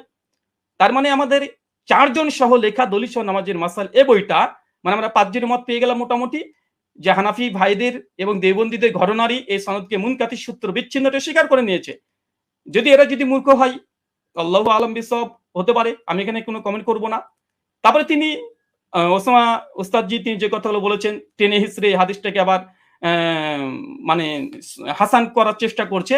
তো মূল কথা, সনদের মধ্যে বিচ্ছিন্নতা ঘটেছে এবং হাদিসটার মধ্যে ইনকেতা ঘটেছে। আর বারবার ওস্তাদজি বলছে হাদিসটা মুরসাল। আসলে হাদিসটা মুরসাল না, মুনকাতে। কারণ এই হাদিসটা মুরসাল হলে নবীর দিকে নিসবত হতো। যখন নবীর দিকে নিসবত না, এটা ওমরের দিকে নিসবত হয়েছে, যে ওমর আদেশ করেছে। তা হাদিসটা মুরসাল নয়, বরং এখানে ইনকেতা বলাটাই বেশি যৌক্তিক। মুনকাতি এই হাদিস। তার জন্য এখানে আরেকটা পয়েন্ট দেখে নিন। মুনকাতে হাদিসের ব্যাপারে ওস্তাদজি অনেকগুলোই দলিল উপস্থাপন করলেন এবং বিভিন্ন আলেমদের ফতোয়া তিনি নকল করে বোঝানোর চেষ্টা করছিলেন বারবার, যে দেখেন মুনকাতে হাদিসকে অনেকে হাদিসে বা মুরসাল হাদিসকে অনেকেই সহিহ বলার চেষ্টা করছে, এমনকি শেখ আলবানিও বলার চেষ্টা করেছে, তিনি দলিল উপস্থাপন করেছেন। দেখেন, এটা তাইসুল মুস্তাহুল হাদিস, এটা হানাফি আলেম সকলেই মানে। এটা বাংলাদেশ থেকে কওমি ঘরানার তারাই ছাপিয়েছে বইটা, রকমারিতে অ্যাভেলেবেল পেয়ে যাবেন। এখানে দেখেন মুনকাতে হাদিসের উদাহরণ একটা দেওয়ার পরে বলছে মুনকাতে হাদিসের হুকুম কি। বলছে উলামায়ে কেরাম এ বিষয়ে একমত, মানে ইজমা দাবি করছে। বিলুপ্ত রাবি অবস্থা অজ্ঞতা থাকার কারণে মুনকাতে হাদিস জয়ীফ হিসেবে গণ্য। এখানে একটা সংক্ষিপ্ত সাধারণ শ্রোতার জন্য বলি, যে ইয়াহিয়া সাইদ আল কাত্তান তার ওমর বিন খাত্তাবের জামানায় পায়নি। ওমর বিন খাত্তাবের মৃত্যুর প্রায় 40 থেকে 50 বছর পর এই রাবি জন্মগ্রহণ করেছে। ওমর বিন খাত্তাব জামানায় পায়নি। তিনি কিভাবে বলে দিলেন যে ওমরের জামানাতে অমুক ব্যক্তি, আবার নাম উল্লেখ নেই যে কাকে নির্দেশ দিয়েছে, নাম উল্লেখ নেই হাদিসে, যে 20 টাকাতের আদেশ করেছে। এখন যদি কেউ দাবি করে যে পাকিস্তানি আমলে ব্রিটিশদের সঙ্গে অমুক ব্যক্তি এবিসি ও দালালি করেছে, আজকের যুগের কোনো মানুষ যদি দাবি করে দেয়, হয়তো তার যুগও আমি পাইনি, পাকিস্তানি আমল আমি পাইনি, যে দাবি করে দেয়, এই দাবিটা কেমন যৌক্তিক হতে পারে? ঠিক এই হাদিসের সঙ্গে সেটাই ঘটেছে। যিনি বর্ণনা করছেন ওনার সঙ্গে ওমর বিন খাত্তাবের জামানায় তিনি পাননি। ওমর বিন খাত্তাবের মৃত্যুর প্রায় 40 থেকে 50 বছর পর এই ব্যক্তির জন্মগ্রহণ করা হচ্ছে। আর মুনকাতে হাদিসের, এটা মুস্তালাহুল হাদিসের স্পষ্ট দলিল এখানে বিদ্যমান যে মুনকাতে হাদিস এটা জয়ীফ হয়। আচ্ছা, এরপর একটা দেখেন, মুরসাল হাদিস বিষয়েও এই মুস্তালাহুল হাদিসের মধ্যে আসছে পরিষ্কারভাবে। কি বলছে দেখেন, উসুলবিদের দৃষ্টিতে মুরসাল এর অর্থ ব্যাপক। তাদের নিকটে প্রতিটি মুনকাতি রিওয়ায়াত মুরসাল, মানে এটা ইস্তাহালি হিসাবে অনেকেই মুনকাতিকে মুরসাল ব্যবহার করে, ইস্তাহাল হিসাবে, কিন্তু হুকুম হিসাবে নয়। এরপর বলছে দেখেন, সনদের যে কোনো স্তর থেকে রাবি বাদ পড়ুক না কেন, খতিব বাগদাদির অভিমত হচ্ছে এটা। এরপরে হুকুম বলছে, কি বলছে দেখেন, যে প্রকৃতপক্ষে মুরসাল হাদিসে জয়ীফ। যদি উস্তাদজি এটা অস্বীকার করতেন না, এটা মুনকাতে হাদিস না, এটা মুরসাল হাদিস, যদি অস্বীকার করে দিয়েছিলেন, তাদের ঘর থেকে দেখানো হচ্ছে হাদিসটা তারা মুনকাতে স্বীকার করে নিয়েছে। দলিল নামাজের মাসালাতে মুনকাতে স্বীকার করেছে, আর আসারুস সুন্নাতে নিমবি তিনি মুরসাল স্বীকার করে নিয়েছেন। আচ্ছা, তারপরেও যদি ওসামা সাহেব বারবার এটাকে মুরসাল এটা অস্বীকার করেও এটা নিয়েই বারবার আলোচনা করে, মুরসাল হাদিসের ব্যাপারে হুকুম কি দিচ্ছে দেখেন, যে প্রকৃতপক্ষে মুরসাল হাদিসের জয়ীফ এবং বর্জনীয়, পরিষ্কার। আচ্ছা চলেন, এটা সহিহ মুসলিম মুকদ্দমা উঠে দেখবেন, এটা ইসলামিক সেন্টার থেকে ছাপানো, আরবিটাও আপনারা ভালোভাবে পড়তে পারবেন। এবং এখানে ইমাম মুসলিম রাহিমাহুল্লাহ তিনি পরিষ্কার মুরসাল হাদিসের একটা বাব কায়েম করেছে। বাব কায়েম করার পরে ইমাম মুসলিম সহিহ মুসলিম রচনার পূর্বে মুকদ্দমা শুধু রাসূলের হাদিস দিয়ে তিনি একদম পালাতে রেখেছেন। তার মধ্যে মুরসাল আলোচনা করতে গিয়ে তিনি বলছেন যে মুরসাল রিওয়ায়াত হাদিস সময়ের ব্যাপারে আমাদের মুহাদ্দিসদের, মানে মুহাদ্দিসগণের কেরামের অভিমত হচ্ছে মুরসাল হাদিস হুজ্জাত দলিল হিসেবে পরিগণিত হবে না। মানে কোন হাদিসের সনদের মধ্যে যদি বিচ্ছিন্ন ঘটে, যেটা আমাদের উস্তাদ যে আজকে দলিল পেশ করেছে, তাহলে সেটা কোনোভাবে হিসেবে গ্রহণযোগ্য নয়। সর্বশেষে বলছে ফলে তা মুরসাল হওয়ার সম্ভাবনায় আমাদের নিকটে হুজ্জত বা দলিল হিসেবে পরিগণিত হবে না। এবং ইমাম মুসলিম রাহিমাহুল্লাহ তিনি বলছেন মুরসাল হাদিস হোক, সনদ যদি বিচ্ছিন্ন ঘটে যায়, এই হাদিস সহিহ নয়, এটা বর্জনীয়, এটা যায়িফ, এটা মারদুদ। এবং হাদিস সহিহ অর্জনের যে 5টা শর্ত, ইজমা আছে, এরপরে ইজমা দাবি করলাম, ইজমা আছে। প্রথম শর্ত হচ্ছে যে মুত্তাসিল হতে হবে। আচ্ছা, এখানে দেখেন উনি আলবানী রাহিমাহুল্লাহর এই সুলাইমান আর তাউসের একটা রিওয়ায়াত নিয়ে এসে বলছেন যে আলবানী দেখো তোমাদের ঘরে আলবানী একটা মুরসাল হাদিসকে হুজ্জাত গ্রহণ করে নিয়েছে। আমি একই টিট ফর ট্যাট দিয়ে দিলাম উস্তাদজিকে, যে দেখেন আপনাদের দলিল নামাজের মাসাল বইয়ে আহলে হাদিসদের একটা দলিল খণ্ডন করতে গিয়ে এখানে মৌলানা আব্দুল মালিক সাহেব, আব্দুল মতিন সাহেব এবং তামহিদুল মাওলা সাহেব, আরো 4 জন বড় বড় বিজ্ঞ ওলামা, তারা কি বলছে, এই হিসাবে সুলাইমান ও তাউসের মাঝে আরেকটি বিচ্ছিন্নতা সৃষ্টি হয়েছে, মানে সূত্র বিচ্ছিন্ন হয়েছে, যার কারণে হাদিসটা হাসান মানে সহি তদুর কিবা হাসান হওয়া দুষ্কর হয়ে পড়েছে। এটা আমাদের দেওবন্দি বাংলাদেশি ওলামা মাশায়েখ যারা আছেন, বিশেষ করে কওমি ঘরানার, তাদের যারা লিখেছে ওটা একদম সকলে মাথার ওপরে তারা। তা আলবানি যেমন দলিল দিয়েছিল, আমি পাল্টা একটা দলিল দিয়ে দিলাম। আচ্ছা, এই হচ্ছে। আচ্ছা, এখানে আরেকটা দলিল তিনি যেহেতু ইয়াহি সাইদ আল আনসারি থেকে একটা হাদিস মাত্র দিয়েছে, তবে বিন বাজ রাহিমাহুল্লাহ ফতোয়া পড়তে গিয়ে তিনি আরেকটা রিওয়ায়াত পেশ করেছেন, সেটা হচ্ছে ইয়াজিদ বিন রোমান থেকে। দেখেন 2 নম্বর যে দলিলটা দিয়েছে একই অবস্থা, ইয়াজিদ বিন রোমানের দলিলটাও এটাও ইনকেতা, সনদ বিচ্ছিন্ন হয়েছে। এবং আমার চ্যালেঞ্জ ছিল উস্তাদজিকে, বা আমার অনুরোধ ছিল যে উস্তাদজি এমন একটা দলিল পেশ করবেন যার মধ্যে কোনো বিচ্ছিন্নতা ঘটেনি, কোনো ইরসাল হয়নি, এবং এমন একটা হাদিস পেশ করলেন যে হাদিসে কাকে যে আদেশ করা হয়েছে তার নাম উল্লেখ নেই, অথচ মুয়াত্তা মালিক আলহামদুলিল্লাহ সনদের মধ্যে কোনো ইরসাল নেই, ইনকেতা ঘটেনি, সনদের মধ্যে কোনো রাবির উপরে জাররা পরিমাণে কোনো জারা নেই, সনদে কোন ব্যক্তিকে কোন সাহাবী ওমর বিন খাত্তাব 8 টাকা তারাবির আদেশ করেছে সেটাও মজুদ আছে আলহামদুলিল্লাহ। কিন্তু আমাদের উস্তাদজি 15 মিনিট সময় নিয়ে তিনি মাত্র একটা দলিল পেশ করেছেন, বিন বাজের ফতোয়াতে এই ইয়াজিদ বিন রোমানের এর অর্থে চলে এসেছে। এটাই একই অবস্থা। কি বলছেন দেখেন, 200 নামাজের মাসালাতেই বলছে, কি বলছে, এটিও একজন তাবিজ সাক্ষ্য, মুহাদ্দিসগণের পরিভাষা অনুযায়ী বা এটাকে মুনকাতি মুরসাল বলা হয়, কারণ ইয়াজিদ ইবনে রোমান হযরত ওমরের যুগ পাননি, একই সমস্যা, এটাকে যঈফ বলা উচিত নয়। তারপরে মাসলাকে আহনাফের নিকটে যেহেতু মুরসাল হাদিস হুজ্জাত, যঈফ হাদিস হুজ্জাত, ফজিলতের ক্ষেত্রে যঈফ হাদিস হুজ্জাত, তার মানে এখান থেকে বোঝা গেল যে আহলে হাদিসরা যে দলিল পেশ করেছে আলহামদুলিল্লাহ এর মধ্যে কোনো বিচ্ছিন্নতা নেই। আমাদের হানাফি ভাইদের পক্ষ থেকে যে দলিলটা আমরা পেয়েছি প্রথম পর্বেই, কারণ প্রথম দলিল মানে মজবুত দলিল দেয় মানুষ, প্রথম যেটা দেয় সেটা মজবুতই দেয়, কিন্তু দুর্ভাগ্য সনদের মধ্যে বিচ্ছিন্নতা ঘটে গেছে, সনদের মধ্যে ইনকেতা ঘটে গেছে, মাকড়সার জালের মতো দুর্বল একটা সনদ দিয়ে এটাকে আজকে দাবি হিসাবে দলিল পেশ করা, ওস্তাদজির কাছে আমি বিষয়টা একটু কেমন ভাবে মনে হচ্ছে, যেটা কেমন ঘটে গেল যে প্রথম সনদেই এরকম একটা ঘটনা ঘটে যাবে। আচ্ছা, 2 নম্বর, আমার উস্তাদজি জাস্ট 2টো দলিলই পেশ করেছে তার প্রেজেন্টেশনে, 2টো দলিল এখানে আমি খণ্ডন করেছি। তাছাড়া তিনি আদার্স যে কথা না, তিনি তেমন কোনো কথা বলেনি, 2টো হাদিস নিয়ে, আর মুনকাতে হাদিস হুজ্জাত বা মুরসাল হাদিস হুজ্জাত তিনি এই বিষয়ে কথা বলতে চেয়েছেন। আমিও দেখিয়েছি যে ইমাম মুসলিমের নিকটে মুরসাল মুনকাতে হাদিস মানে গ্রহণযোগ্য নয়। তাছাড়া দলিল নামাজের মাসালাতে স্বয়ং আব্দুল মতিন সাহেব একটা সূত্র বিচ্ছিন্ন হওয়ার কারণে আহলেসের একটা দলিলকে বাতিল ঘোষণা করে দিয়েছে, হাসান হওয়া দুষ্কর বলে দিয়েছে। আর তৃতীয়ত মুস্তালাহুল হাদিসের গ্রন্থে যেগুলো লেখা আছে যে মুনকাতে হাদিস বা মুরসাল হাদিস সূত্র বিচ্ছিন্নতা হওয়ার কারণে কার কাছ থেকে শুনেছে এটা যেহেতু আমাদের কাছে জানা নেই, এই জন্য এই হাদিসটা মুহাদ্দিসদের নিকটে এটা যঈফ, এটা মারদুদ।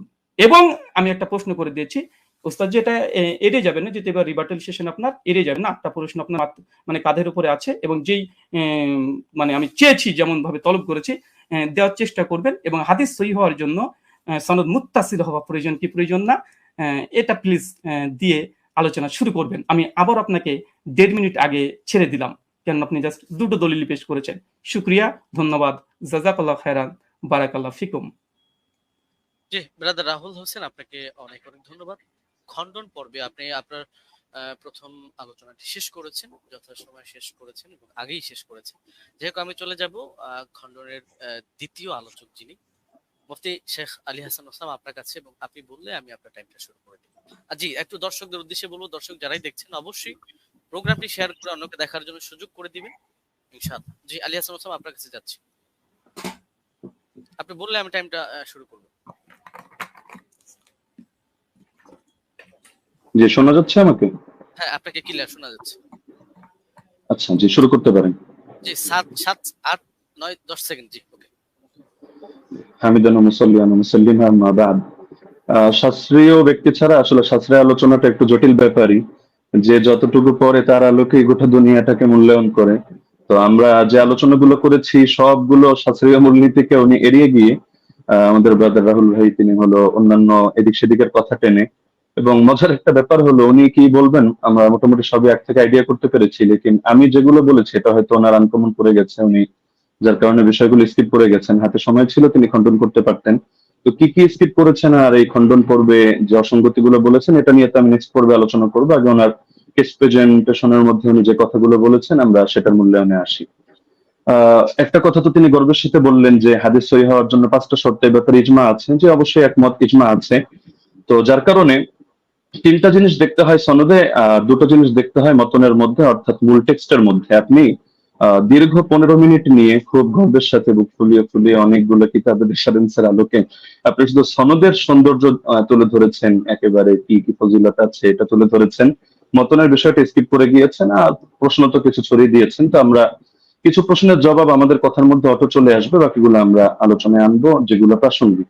আচ্ছা, এখন আমরা আগে মূল আলোচনায় আসি। একটু বোঝার সুবিধার্থে একটু কথাটা শুরু থেকে টানি। ওমর রাদিয়াল্লাহু তাআলা আনহু থেকে তারাবির রাকাত সংখ্যার বর্ণনাকারী 6 জন রয়েছেন। এর মধ্যে একজন তো সাহেব বিন ইয়াজিদ রাদিয়াল্লাহু তাআলা আনহু, আমরা তার প্রসঙ্গে আসছি। আর এছাড়াও আরো বাকি 5 জন রয়েছেন, যাদের 5 জনের প্রত্যেকেই সংখ্যাটা তারাবির রাকাত সংখ্যা 20 বলে উল্লেখ করেছেন। ইয়াজিদ বিন রুমান তিনি 23 বলেছেন, বেতের সহ মুয়াত্তা মালিকে আছে।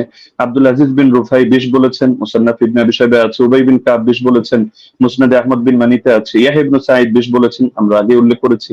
মুহাম্মদ বিন কাব কুরাজি 20 বলেছেন, কিয়ামুল লাইল মারওয়াজির মধ্যে আছে, ইত্যাদি। এখন বাকি থাকলো শুধু সাহেব বিন ইয়াজিদের কথা। সাহেব বিন ইয়াজিদ থেকে তার 3 জন শাগরেদ এই বিষয়ক হাদিস বর্ণনা করেছেন। একজন হল ইয়াজিদ বিন খুসাইফা, তিনিও 20 বর্ণনা করেছেন, সুনানে কুবরা বাইহাকিতে আছে। দ্বিতীয় হারিস বিন আব্দুর রহমান বিন আবি যুবাব, তিনি 23 বর্ণনা করেছেন, অর্থাৎ বেতের সহ, এটা মুসান্নাফে আব্দুর রাজ্জাকে আছে। আর 3 নম্বর হলো মোহাম্মদ বিন ইউসুফ, যে সূত্রটা টেনে তিনি গর্বের সাথে বলেছেন যে একমাত্র আমরা একটা দলিল দিলাম, বাকি দলিলগুলো আমরা পরে আনবো। বাস্তব কথা হলো ওমর রাদিয়াল্লাহু আনহু 11 আদেশ করেছেন এই মর্মে, অন্য কোনো বিশুদ্ধ দলিল তিনি আদৌ আনতে পারবেন কিনা এটাই চিন্তার বিষয়। তো এখন যে মোহাম্মদ বিন ইউসুফ সূত্রে তিনি আনলেন, সেই মোহাম্মদ বিন ইউসুফ থেকে এই সংক্রান্ত হাদিসটা বর্ণনা করেছেন 5 জন। এখন 5 জনের মধ্যে রেওয়ায়েতে কারোর সাথে কারোর মিল নেই, এক একজন এক একভাবে রেওয়ায়েত করেছেন। এর মধ্যে সবচেয়ে মজার বিষয় হলো তিনি যে সনদটা এনেছেন, এখানে তো ইমাম মালিক রাহমাতুল্লাহ আলাইহি তার সূত্রে বয়ান করেছেন 11 রাকাত। এরকম আরো 2-1টা বর্ণনা আছে, কিন্তু দেখা যাচ্ছে মোহাম্মদ বিন ইসহাক রাহমাতুল্লাহ আলাইহি তিনি বর্ণনা করেছেন এই মোহাম্মদ বিন ইউসুফ থেকে 13 রাকাতের কথা, যেটা মুসনাদে আহমদ বিন মানিতে আছে। এছাড়া দাউদ বিন কায়েস রাহমাতুল্লাহ আলাইহি তিনি এবং আরো অনেকে 21 রাকাতের কথা বর্ণনা করেছেন, যেটা মুসান্নাফে আব্দুর রাজ্জাকে বিশুদ্ধ সনদে আছে। যদি এটা সনদ নিয়ে চ্যালেঞ্জ করেন আমরা তাহলে সনদের আলোচনায় আসবো। তো দেখা যাচ্ছে মতনের মধ্যে মিল নেই, মতনের মধ্যে এখানে সমস্যা বিদ্যমান। সব শাগরেদরা বলছে একভাবে, কিন্তু মোহাম্মদ বিন ইউসুফ থেকে এসে দেখা যাচ্ছে যে এখানে সনদের মধ্যে যদিও যারা বয়ান করেছেন সনদের বিশুদ্ধতা আছে, এটা নিয়ে আমি আপত্তি করছি না, কিন্তু হাদিস সহিহ হওয়ার জন্য যদি 5টা শর্ত, শুধু সনদ ঠিক থাকলেই হবে না। এমন বহুত হাদিস আছে সনদ সুন্দর, কিন্তু তার ইসের মধ্যে মতনের মধ্যে সমস্যা আছে। তো এখানে মতনের মধ্যে যে ঝামেলাটা হয়েছে এটাকে ইস্তেরাব বলে। ইস্তেরাব মানে হলো যে কোথায় 21 রাকাতের কথা আর কোথায় হলো 11 রাকাতের কথা, আবার কোথায় 13 রাকাতের কথা। যদিও 13 নিয়ে একটা ব্যাখ্যা ওনারা দাঁড় করানোর চেষ্টা করেন ধারণা প্রসূত ভাবে, তো সেটা আপাতত বাদই দিলাম। তো 21 রাকাত আর 11 রাকাত সম্পূর্ণ ভিন্ন কথা, কিন্তু মূল বর্ণনাকারী একজন। তো এখন হাদিসের মধ্যে যদি ইস্তেরাব পয়দা হয় তাহলে হাদিসটা দুর্বল হয়ে যায়। এটা তাদরিবুর রাওয়ি বিশরহ তাকরিবুন নওয়াবী পৃষ্ঠা 133 এর মধ্যে স্পষ্টভাবে লেখা আছে, ইস্তেরাব ইউজিবু বাফাল হাদিস। তাহলে স্পষ্ট এটা যে এখানে বর্ণনাকারী যারা রয়েছেন তারা যদিও সহিহ মানের, কিন্তু মতনের মধ্যে মুস্তারিব ইস্তেরাব থাকার কারণে হাদিসটা গর্বের সাথে যদিও সহিহ বলার চেষ্টা করছেন, কিন্তু হাদিসটা মতনগত কারণে এটা সহিহ না, বরং এটা যায়িফ হাদিস। এটা হেলাউ সুনানের মধ্যে 7ম খন্ড 145 146 স্পষ্টভাবে লম্বা চওড়া আলাপ আছে। শেখ জাফর আহমদ উসমানী রাহমাতুল্লাহ আলাইহি লিখেছেন, হাদা আসারুন মুস্তারিবুল মাতনি উখতুলিফা ফীহি আলা মুহাম্মদ ইবনে ইউসুফ। বলতে বলতে তিনি গিয়ে শেষে জানাচ্ছেন, ওয়া হাদা ইখতিলাফুন ইউসকিতুল ইহতিজাজ বিল আসার। এই জাতীয় ইস্তেরাব থাকলে এটা আসর দিয়ে আর দলিল দেওয়া যায় না, এটা দলিল অযোগ্য হয়ে যায়। তো এখানে ভুলটা কে করেছেন? ভুলটা মূলত ইমাম মালিকও করেননি, ইয়াহইয়া ইবনে সাঈদ ফাত্তানও করেননি। ভুলটা হয়েছে এখানে অসঙ্গতিটা প্রকাশ পেয়েছে মোহাম্মদ বিন ইউসুফ থেকে, যদিও তিনি উচ্চ পর্যায়ের রাবী, কোনো সন্দেহ নেই, কিন্তু এক এক সময় তিনি এক এক ভাবে বয়ান করেছেন। তো যার কারণে জিনিসটা এটা দুর্বলে প্রমাণিত হয়ে গিয়েছে। আচ্ছা, দ্বিতীয় পয়েন্ট হলো যে হাদিসের বর্ণনাকারী যারা, তাদের আমলই তো এর খেলাফ। ইমাম মালিক রাহমাতুল্লাহ আলাইহি আমল দেখা যাচ্ছে যে তিনি 8 রাকাতের পক্ষে না। সাহেব বিন ইয়াজিদ তার আমলও এর খেলাফ। একইভাবে যাকে আদেশ করেছেন বলে তিনি উল্লেখ করলেন যে দুজনের নামের মধ্যে উবাই বিন কাব রয়েছে, উবাই বিন কাবের ব্যাপারেও আছে যে না, তার আমলও এর খেলাফ। ইমাম মালিক রাহমাতুল্লাহ আলাইহি প্রসঙ্গে লম্বচড় আলোচনা করা যাবে তার মাযহাবের সরাসরি তার শাগরেদদের রেফারেন্স দিয়ে। এবং এর বাইরে যে মতগুলো প্রচারিত আছে, মূলত আমি সহজে বলে দিই যে তার থেকে 2টা মত আছে, এক হলো 20 রাকাতের কথা, এক হলো 36 রাকাতের কথা। 20 রাকাতের কথা ইমাম ইবনে আব্দুল বার রাহমাতুল্লাহ আলাইহি নকল করেছেন, এবং তার মাযহাবের কোন কোন কিতাব যেমন দুসুকের মধ্যে, আনোয়ারের সাতিয়ার মধ্যে এটা আছে। বাকি 36 রাকাতের কথাটাই তার থেকে সবচেয়ে বেশি প্রসিদ্ধ এবং মুতাবার। তাহলে দেখা যাচ্ছে যে তার আমলের ব্যতিক্রম। এটা বিদায়াতুল মুস্তাহিদ 1 নম্বর খণ্ড 214 নম্বর পৃষ্ঠা উদাহরণ হিসেবে দেখা যেতে পারে। আরো প্রচুর রেফারেন্স আছে, প্রয়োজন হলে আমরা দেব। আচ্ছা, দ্বিতীয়ত হলো সাইদ বিন ইয়াজিদের আমল যে খেলাফ, এটা হলো বাইহাকি মারিফাতুস সুনান ওয়াল আসার কিতাবে 4th খণ্ড 42 নম্বর পৃষ্ঠা 5409 নম্বর রিওয়ায়াতে আছে। عن سعيد بن يزيد قال كنا نقوم في زمان عمر بن الخطاب ب20 ركعة والوتر। আমরা ওমরের জামানায় 20 রাকাত তারাবি পড়তাম এবং আমরা বেতন নামাজ আদায় করতাম। তাহলে দেখা যাচ্ছে তার আমলও এর খেলাফ। একইভাবে যাকে আদেশ করলেন সে উবাই বিন কাবের আমলও ছিল এর খেলাফ। এটা আল হাদিসুল মুখতারা জিয়া মাকদিসির গ্রন্থ 1161 নম্বর রিওয়ায়াত, সেখানে স্পষ্ট আছে আন উবাই ইবনে কাব আন্না উমারা আমারা উবাইয়ান আন ইউসাল্লিয়া বিন নাস ফি রমাদান। এই হাদিসের শেষে গিয়ে স্পষ্ট আছে ফাসাল্লা বিহিম 20 রাকাতান, তিনি মানুষদেরকে নিয়ে 20 রাকাত নামাজ আদায় করলেন। তাহলে এটা তো সম্ভব না, খলিফা তাকে আদেশ দিবে একটা আর তিনি খলিফার আদেশ লঙ্ঘন করে করবেন আরেকটা। তার মানে খলিফার আদেশই ছিল 20 রাকাত। তবে এটা মুহাম্মদ বিন ইউসুফ বলতে গিয়ে একাধিক জায়গায় এক এক রকম বলেছেন, এক জায়গায় তার থেকে কখনো 11 রাকাতের কথা এসেছে। আচ্ছা, মুসান্নাফে আব্দুর রাজ্জাক গ্রন্থের মধ্যে উবাই বিন কাবের এই রিওয়ায়াত আছে 7730 নম্বর হাদিস। সেখানেও দেখা যাচ্ছে যে আন্না উমর জামা الناس في رمضان على ابي بن كعب وعلى تميم الداري على 21 রাকাতান। ওমর রাদিয়াল্লাহু আনহু উবাই বিন কাব এবং তামিম দারিকে মানুষকে নামাজ পড়ানোর দায়িত্ব দিয়েছেন 11 রাকাত 21 রাকাত। তাহলে এখানেও দেখা যাচ্ছে যে দাবিগুলো মিলছে না। তো এই জিনিসটা ব্রাদার রাহুল মানুক বা না মানুক ইমাম ইবনে তাইমিয়া রাহিমাহুল্লাহ মেনে নিয়েছেন। ثبت أن أبي بن كعب كان يقوم بالناس 20 ركعة في قيام رمضان ويوتر بثلاث। এটা প্রমাণিত যে উবাই বিন কাব রাদিয়াল্লাহু আনহু তিনি মানুষদেরকে নিয়ে রমাদানুল মুবারকের তারাবিতে 20 রাকাত নামাজ পড়তেন এবং 3 রাকাত বেতের আদায় করতেন। তাহলে ইমাম ইবনে তাইমিয়া রাহিমাহুল্লাহর বক্তব্য দ্বারা স্পষ্ট হয়ে যাচ্ছে। তো একটা মূলনীতি হলো, যদি বর্ণনাকারীর আমল তার বর্ণনার খেলাফ হয় তাহলে এর দ্বারা বোঝা যায় যে বর্ণনাটি আসলে এতে দুর্বলতা রয়ে গিয়েছে। আমালুর রাওয়ি আও ফাতওয়াহু বিখিলাফিল হাদিস আল্লাযী রাওয়াহু ইসকিতুল ইহতিজাজ বিল হাদিস। এটা আমরা যেহেতু সময় কম, আমরা শুধু রেফারেন্স গুলো দিয়ে দিচ্ছি, আপনারা ক্রস চেক দিয়ে নিতে পারেন। কাশফুল আসরার 3 নম্বর খণ্ড 63 পৃষ্ঠা, উসুলুস সারাখসি 2 নম্বর খণ্ড 5 নম্বর পৃষ্ঠা, আল কাফি 3 নম্বর খণ্ড 1354 পৃষ্ঠা, আল ফুসুল ফিল উসুল 3 নম্বর খণ্ড 203 নম্বর পৃষ্ঠা, আত তাকরীর ওয়া তাহদীব 2 নম্বর খণ্ড 266 পৃষ্ঠা, আত তাওবীহ 2 নম্বর খণ্ড 25 নম্বর পৃষ্ঠা, ফাওয়াতিহুর রাহমুদ 2 163, কাওয়াইদ ফি উলুমিল হাদিস 202 নম্বর পৃষ্ঠা, শারহুল মানাক 661, আল বাহরুল মুহিত 3 নম্বর খণ্ড 246 পৃষ্ঠা, আল ইহকাম বিল আমিদি 2 নম্বর খণ্ড 165 নম্বর পৃষ্ঠা। এমনকি গায়রে মুকাল্লিদ আলেম শেখ ইব্রাহিম শিয়ালকোটি রাহিমাহুল্লাহ তিনিও এটা স্পষ্ট স্বীকার করেছেন ইনারাতুল মাসাবি গ্রন্থে, যেটা তারাবি শীর্ষক 29 নম্বর পৃষ্ঠায়। अगर रावी का अमल उसकी रिवायत के खिलाफ हो तो उसकी रिवायत काबिल अमल ना होगी। स्पष्ट কথা। 3 নম্বর পয়েন্ট হলো 20 রাকাত তারাবির বিষয়টা তো উম্মতের তাআমুল, উম্মতের ঐকমত্যের দ্বারা প্রমাণিত। সুতরাং যদি আমরা তর্কের খাতিরে, এটা তো আমরা দেখালাম যে আসলে ওনার মতনের সমস্যার কারণে ওনার হাদিসটা যতই মুয়াত্তা মালিক বলুক আর যে কিতাবের নামই বলুক, কিন্তু মুয়াত্তা মালিক হওয়ার মানে তো এটা না যে প্রতিটা হাদিসের কোনো জায়গায় কোনো ধরনের কোনো অসঙ্গতি নেই, কোথাও কোনো মতনের মধ্যে ইস্তেরাব নেই, এমন কথা কেউ দাবি করার সুযোগও নেই। তো যদি কেউ দাবি করেও থাকে যে তিনি একসময় 11 রাকাত আদেশ করেছিলেন তর্কের খাতিরে মানলেও, তাহলে ইমামরা ব্যাখ্যা দিয়ে গিয়েছেন। যেমন ইমাম ইবনে আব্দুল বার মালিক রাহমাতুল্লাহ আলাইহি ব্যাখ্যা দিয়েছেন যে এটা মানসুখ। শুরুতে হয়তো তিনি 11 রাকাতের দিয়েছিলেন, এরপর তিনি 21 রাকাতের কথা বলেছেন। এটা আল ইস্তিযকার 2 নম্বর খণ্ড 68 নম্বর পৃষ্ঠায় আছে। একইভাবে ইমাম বাজি রাহিমাহুল্লাহ তার মন্তব্য একই, আল মুনতাকা 2 নম্বর খণ্ড 208 নম্বর পৃষ্ঠা। ইমাম আদাউই, ইমাম ইবনে হাবিব তারাও বলে গিয়েছেন, যেটা হাশিয়াতুল আদাউই আলা কিফায়াতুত তালিব 1 নম্বর খণ্ড 353 নম্বর পৃষ্ঠার মধ্যে বিদ্যমান আছে।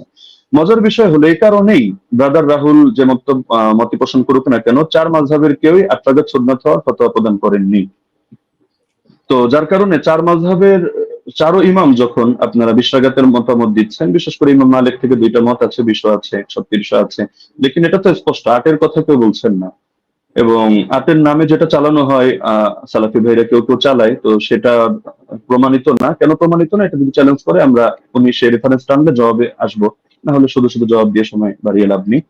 তো মূলনীতি হলো ইমাম ইবনে রাজব হাম্বলি রাহমাতুল্লাহ আলাইহি লিখেছেন তার ফাদলুল ইলমিস সালাফ আলা ইলমিল খালাফ পৃষ্ঠা 83-এর মধ্যে, فأما ما اتفق على تركه فلا يجوز العمل به لأنهم ما تركوه إلا على علم أنه لا يعمل به।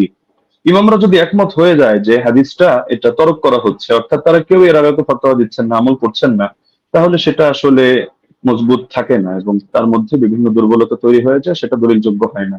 কারণ এটাকেও স্বাদ বলে। স্বাদ কখনো সনদের দ্বারাও হয়, কখনো মতনের দ্বারাও হয়। তিনি তার কিতাব শারহুল আলী তিরমিজির মধ্যে 2 নম্বর খণ্ড 624 নম্বর পৃষ্ঠা, এই কিতাবগুলোর নাম তো অবশ্যই ব্রাদার রাহুল শোনার কথা, এই পৃষ্ঠাগুলো পড়েছেন কিনা আমি জানি না, না হলে আপনি প্রয়োজনে এগুলো চেক দিয়ে আপনি মন্তব্য করতে পারেন। যে তিনি লিখেছেন ওমা হুয়া শাযুল মাতনি কাল আহাদিস আল্লাতী সাহহাতিল আহাদিস বিখিলাফিহা ওয়া আজমাআত আইম্মাতুল উলামা আলাল কওলি বিগাইরিহা। যে হাদিসের ক্ষেত্রে দেখা যাচ্ছে যে উম্মতের আলেমদের মধ্যেও যারা ইমাম, তারা এর বিপরীত ফতোয়া দিচ্ছেন, সেই ক্ষেত্রে সেই হাদিসের মতনকে শায হিসাবে বিবেচনা করা হয়। অর্থাৎ শায যদি কোনো হাদিসের মতনকে বলা হয়, তাও সেটা সহিহ থাকে না। তাহলে দেখা যাচ্ছে যে যদিও উনি পয়েন্ট বলেছেন অনেকগুলো এবং গর্বের সাথে বলেছেন, কিন্তু সবগুলো মিলে উনি সনদের আলোচনায় সীমাবদ্ধ থেকেছেন, মতনের আলোচনায় আসেননি। আমরা মতন থেকে কয়েকটা পয়েন্ট দেখালাম, আরো অনেক পয়েন্ট দেখানো সম্ভব। যে উনি যে হাদিসটা দেখিয়েছেন এটা মুস্তারিদ একটা হাদিস। আচ্ছা, এখন প্রাসঙ্গিকভাবে কয়েকটা আলোচনা করে ফেলি, যেহেতু হালকা সময় বাকি আছে। তিনি মুরসাল না মুনকাতি এটা নিয়ে একটু জ্ঞান দেওয়ার চেষ্টা করেছেন, যে এটাকে আমি কেন মুরসাল বললাম, মুনকাতি বলা উচিত ছিল। আসলে কোন জায়গায় কোন শব্দ ব্যবহার হবে, এটা পরিভাষাগুলো একটু বিস্তরভাবে পড়া লাগে। শুধু একটা তাইসির মুস্তালাহিল হাদিস পড়েই ইমাম আর ফকি হয়ে গেলে তো মুশকিল ব্যাপার। যেমন আমি আপনাকে প্রসিদ্ধ কিতাব যেটা আপনারা পড়েন, নুকাত আলা মুকাদ্দিমাত ইবনে সালাহ 1 নম্বর খণ্ড 447 পৃষ্ঠা দেখবেন। একইভাবে আল ইবহাজ 2 নম্বর খণ্ড 339 পৃষ্ঠা দেখবেন। এবং শারহে মুসলিমের মধ্যে নববীও বলেছেন যে আম্মাল মুরসাল فهو عند الفقهاء والأصوليين والخطيب البغدادي وجماعة من المحدثين من قطع إسناده على أي وجه كان انقطاعه فهو عندهم بمعنى المنقطع। ফকিহদের দৃষ্টিতে, উসুলিয়িনদের দৃষ্টিতে, খতিবে বাগদাদের দৃষ্টিতে এবং একদল মুহাদ্দিসদের দৃষ্টিতে মুরসালের সংজ্ঞা হলো যে সনদের মধ্যে যেভাবেই বিচ্ছিন্নতা হোক না কেন, ইনকাতা যেভাবেই হোক না কেন, এটা মাঝেই হোক আর শেষেই হোক, রাসূলের আগেই হোক আর সাহাবীর আগেই হোক, বাস সেটাকেই তারা মুনকাতি হিসেবে বলে থাকেন। তো এটা একটা তাদের ইসতিলাহগত বিষয়। তো সুতরাং এই জিনিসটা মানে মুরসাল বলা উচিত ছিল না, মুনকাতি বলা দরকার ছিল, বিষয়টা এমন না। আচ্ছা, উনি যে নিমাউই রাহিমাহুল্লাহর হাওয়ালা দিলেন আথার সুনান থেকে, উনি আরবি যেহেতু পড়তে পারেন টুকটাক, উনি তো এটা দেখার কথা যে ইমাম নিমাউই রাহিমাহুল্লাহ তিনি শুধু এতটুকুই বলেন নাই যে হাদা মুরসালুন কাওয়ি, যে হাদিসটা মুরসাল, হাদিস শক্তিশালী, বরং যে মূলনীতিটা আমরা এনেছি ইমাম ইরাকির হাওয়ালায়, যে তাবেঈ যদি সাহাবীর থেকে কোনো ঘটনা বয়ান করে যেটা তার জামানায় জারি ছিল, তাহলে সেটাকে বাহ্যিকভাবে মুরসাল ধরা হলেও কিন্তু হুকুমের বিবেচনায় মুত্তাসিল ধরা হয়। আমরা তো আলোচনা করছি শাস্ত্রীয় মূলনীতির আলোকে হুকুম প্রসঙ্গে। তো এই মূলনীতিটা আপনি যে কিতাবের হাওয়ালা দিলেন এবং মজার বিষয় যে স্ক্রিনশট দিলেন, আপনি এটাই যদি ভালো করে দেখেন টিকার মধ্যে খুঁজে পাবেন। তো দেখা যাচ্ছে আপনি একাংশ পরে তাড়াহুড়ো করে রেফারেন্স দিয়ে দিলেন, কিন্তু এটা আপনার নজরের বাইরে চলে গেল, যার কারণে নিমাউইকে আমার বিরুদ্ধে দাঁড় করিয়ে দিলেন। দ্বিতীয়ত দলিল সহ নামাজের মাসাইল কিতাবটাকে আমার বিরুদ্ধে দাঁড় করালেন। তবে মজার বিষয় হলো আপনি এই জিনিসটা খেয়াল করলেন না যে আমি বারবার বলছি যে বাহ্যিকভাবে দেখতে মুনকাতি, সূত্র বিচ্ছিন্ন, তবে আমরা হুকুম নিয়ে আলোচনা করছি, যে হুকুমের বিবেচনায় যেমন মারফুয়ে হুকমি, তো এই শব্দ আপনার শোনার কথা যে অনেক হাদিস এটা মারফু না, মানে আল্লাহ রসুলের দিকে নিসবত করে সাহাবী বলেন নাই, কিন্তু সাহাবী বলেছেন স্বাভাবিক তার উক্তি হিসাবে। কিন্তু আমরা যখন বিবেচনা করছি আমরা বলছি মারফুয়ে হুকমি, মানে দেখতে যদিও এটা মাওকুফ হাদিস, সাহাবীর বর্ণনা, সাহাবীর উক্তি, কিন্তু হুকুমের বিবেচনায় এটা হলো মারফু, অর্থাৎ আমরা এটাকে মারফু হিসাবে বিবেচনা করব। এখন যদি আপনি এক কিতাব খুলে দেখেন, দেখো সে তো মাওকুফ বলেছে, অথবা আপনি এখন তাহলে মারফু বলছেন কিভাবে, তাহলে বলতে হবে ভাই বিবেচনাবোধের পার্থক্য তো আপনাকে বুঝতে হবে। একটা জাহিরি এতেবার, একটা হাকিকি এতেবার। জাহিরি বিবেচনায় হাদিসটাকে আপনার মুনকাতি মনে হতে পারে, কিন্তু আপনি শাস্ত্রের কথায় যখন আসবেন, শিরোনামে যেহেতু শাস্ত্রীয় আলোচনা, তো আপনি শাস্ত্র দিয়ে দেখতে হলে আপনি শাস্ত্রের মূলনীতির আলোকিত বিবেচনা করতে হবে, না হলে মূলনীতিকে চ্যালেঞ্জ করেন। আপনি অমুক কিতাবে এটা আছে, তমুক কিতাবে এটা আছে, শুধু এতটুকু বললে যথেষ্ট না, আপনাকে মাথায় রাখতে হবে একটা শাস্ত্র পরিগণিত হয় টোটাল পুরো বিষয়টাকে সামনে রেখে। কোরআনের এক আয়াত আর এক আয়াতের তাফসীর হয়, না হলে আপনি এক আয়াত দিয়ে মতকেও বৈধ করে দিতে পারবেন, আর এক আয়াত দিয়ে জিহাদকেও নিষিদ্ধ করে সব জায়গায় সবরের আদেশ দিতে পারবেন, কিন্তু পুরো সামগ্রিক ভান্ডারকে, শাস্ত্রকে সামনে রেখে আপনার সিদ্ধান্তে আসতে হবে। এই জিনিসটা যদি না বোঝেন তাহলে শুধু আবেগী কিছু কথা বলবেন বা একটু ইমোশনাল কিছু লেকচার হবে, লেকিন এর দ্বারা শাস্ত্রীয় কোনো কথা হবে না। তো যেহেতু সারা দেশ এটা দেখছে এবং আলেম ওলামা তালিবুল ইলম সবাই মূল্যায়ন করছে, সুতরাং আমার অনুরোধ থাকবে নেক্সট পর্বে আপনি শাস্ত্রীয় আলোকে এই মূলনীতিগুলো চ্যালেঞ্জ করেন। ধন্যবাদ, জাযাকাল্লাহ। আমি কারেক্ট টাইম শেষ করলাম। জি, মোহতরম আলী হাসান ওসামা, আপনাকে অনেক অনেক ধন্যবাদ। আমি আরেকটি জিনিস আপনাদেরকে মনে করিয়ে দিতে চাই যে আপনাদের জন্য আমাদের পক্ষ থেকে 2 মিনিট সময় ছিল বা আছে। আরেকটি খণ্ডন পর্ব আছে, আপনারা চাইলে 2 মিনিট আপনারা ব্যবহার করতে পারেন। আমি দ্বিতীয় খণ্ডন পর্বটি যাচ্ছি এবং এই খণ্ডন পর্বর পরেই আমাদের কোনো খণ্ডন পর্ব থাকছে না, একটাই লাস্ট। আমি প্রথমে চলে যাব ব্রাদার রাহুল হোসেন আপনার কাছে, এবং আপনি বললে আমি টাইমটা শুরু করে দেব। একটা স্লাইড পাঠিয়েছি, স্লাইড 8 লেখা আছে, 8 লেখা আছে, দেখেন। জি পেয়েছি। জি, স্ক্রিনে নিয়ে আসতে হবে।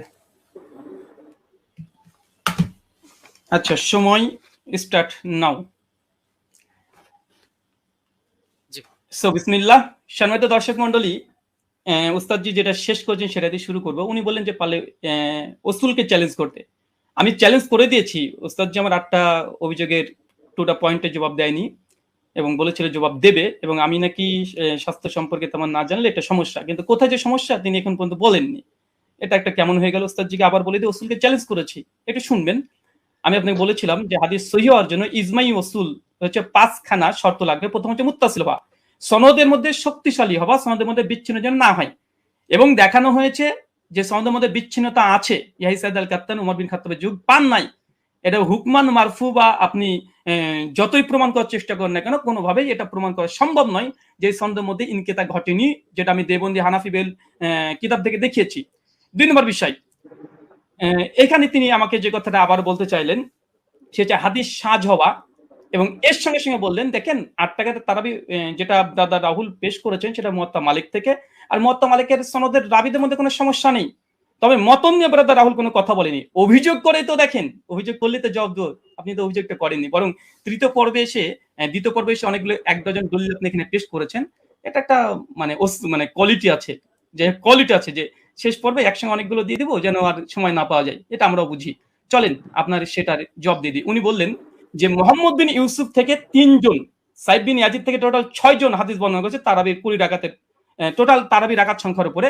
তার মধ্যে মোহাম্মদ বিন ইউসুফ একজন, যিনি 3 জন হাদিস বর্ণনা করেছে মোহাম্মদ বিন ইউসুফ থেকে। এক ইমাম মালিক যিনি 11 রাকাতের কথা বলেছে, যেটা আমার দলিল দেখিয়েছি। উনি বলেন মোহাম্মদ বিন ইবনে ইসহাক উনি 13 রাকাত, আর দাউদ বিন কায়েস তিনি 21 রাকাত। অতএব এখানে ইজতিরাব ঘটেছে। বাহ, চমৎকার। উস্তাদজিকে বলবো আরেকটু পড়াশোনা করতে হবে। শুধু মোহাম্মদ বিন ইউসুফ থেকে মাত্র 3 জন নয়, টোটাল ব্যবহার করেছে 8 জন হাদিস। আপনার সামনে স্ক্রিন দেখতে পাচ্ছেন। ইয়াহিয়া সাইদ আল কাত্তানের মতো মুহাদ্দিস আপনি যার কথা বলেন উনিও ব্যবহার করেছেন। উনি মোহাম্মদ বিন ইউসুফ থেকে 11 রাকাতের কথা আদেশ করেছেন, যেটা মুসনাদ ইবনে আবি শাইবাতে রিয়াত স্পষ্ট সেই সনদে প্রমাণ আছে। যদি সম্ভব হয় একটা কিলো কাল করে দেখাবেন, আমি স্ক্রিন নিয়ে আসছি। 2 ইমাম মালিক তো দেখলেন একটু আগে, ইসমাইল বিন জাফর তিনিও বর্ণনা করেছেন 4, ওসমান ইবনে যায়েদ আল লাইসি তিনিও বর্ণনা করেছেন 11 রাকাত, ইসমাইল বিন উমাইয়া তিনিও 11 রাকাত, আব্দুল আজিজ বিন মুহাম্মদ তিনিও 11 রাকাত। টোটাল মোহাম্মদ বিন ইউসুফের 8 জন শাগরেদ, পয়েন্ট টু বি নোটেড, ভালোভাবে দেখেন, গেম ঘুরে যাবে এখান থেকে। মোহাম্মদ বিন ইউসুফের টোটাল 8 জন শাগরেদ তারাবির রাকাত বর্ণনা করেছে, তার মধ্যে 5 জন বাবার বর্ণনা করছে 11 রাকাত। শুধুমাত্র মোহাম্মদ বিন ইউসুফ আর দাউদ বিন কায়েস তারা বলছে কেউ 13 রাকাত, কেউ হচ্ছে 21 রাকাত। চলেন জবাব দেখেন। মোহাম্মদ বিন ইসহাক তিনি কি বলছেন, 21 রাকাত নাকি বর্ণনা করেছে। মোহাম্মদ বিন ইসহাক কে? হানাফিদের বই তাজালিয়াতে শাবদা দেওবন্দি মুনাজিরের নাকি ইসলাম তাজালিয়াত শাবদার 5ম খণ্ডের 311 পৃষ্ঠায় পরিষ্কার বলছে মোহাম্মদ বিন ইসহাক ইমাম মালিক তাকে দাজ্জাল বলেছে, কাযযাব বলেছে, মিথ্যুক বলেছে।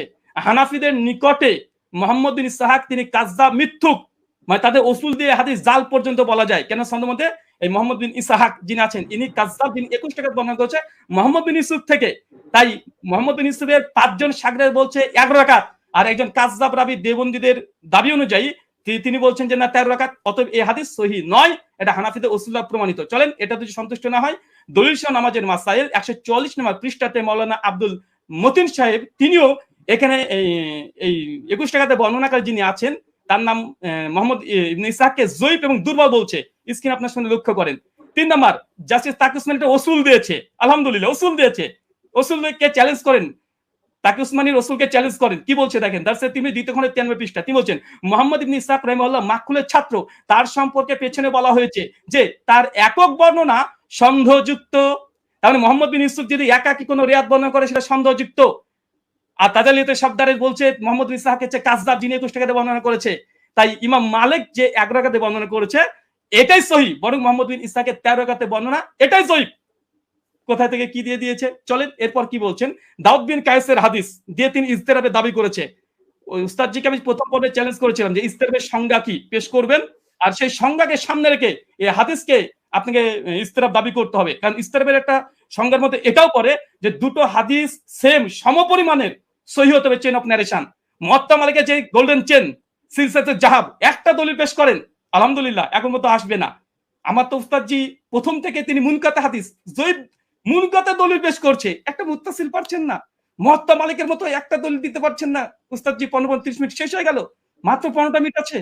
একটা মুয়াত্তা মালিকের মতো গোল্ডেন চেন বারবার এই মুনকাতে সনদ দিয়ে দিচ্ছেন। চলেন তারপর দেখেন দাউদ বিন কায়েসের এখানে বলছে কি যে দাউদ বিন কায়েসের ইহদা ইশরিন যে এখানে 21 টাকাতে বর্ণনা আছে, হ্যাঁ আছে। দাউদ বিন কায়েসের এই হাদিস শুধু দাউদ বিন কায়েস একা এক জায়গায় বর্ণনা করেনি, এবং দাউদ বিন কায়েস এই হাদিস আরেকজন শাগরেদ, দেখেন একই সনদ, এর যে ইমাম ফারাবির কিতাবুস সিয়াম 175 নম্বর হাদিস, এই 175 নম্বর হাদিসে ওমর বিন খাত্তাব তারাবি জামাত করেছে, এখানে রাকাতের সংখ্যা উল্লেখ নেই। আর এইখানে দেখেন মুসান্নাফ আব্দুর রাজ্জাক উসমান সাহেব যে দলিল পেশ করেছে 21 রাকাতের, এই 21 টাকা যদি হয়েও যায়, এখানে ওমর যে আদেশ করেছে দাউদ বিন কায়েসের বর্ণনাতে নেই। কিসের ইস্তেরাব?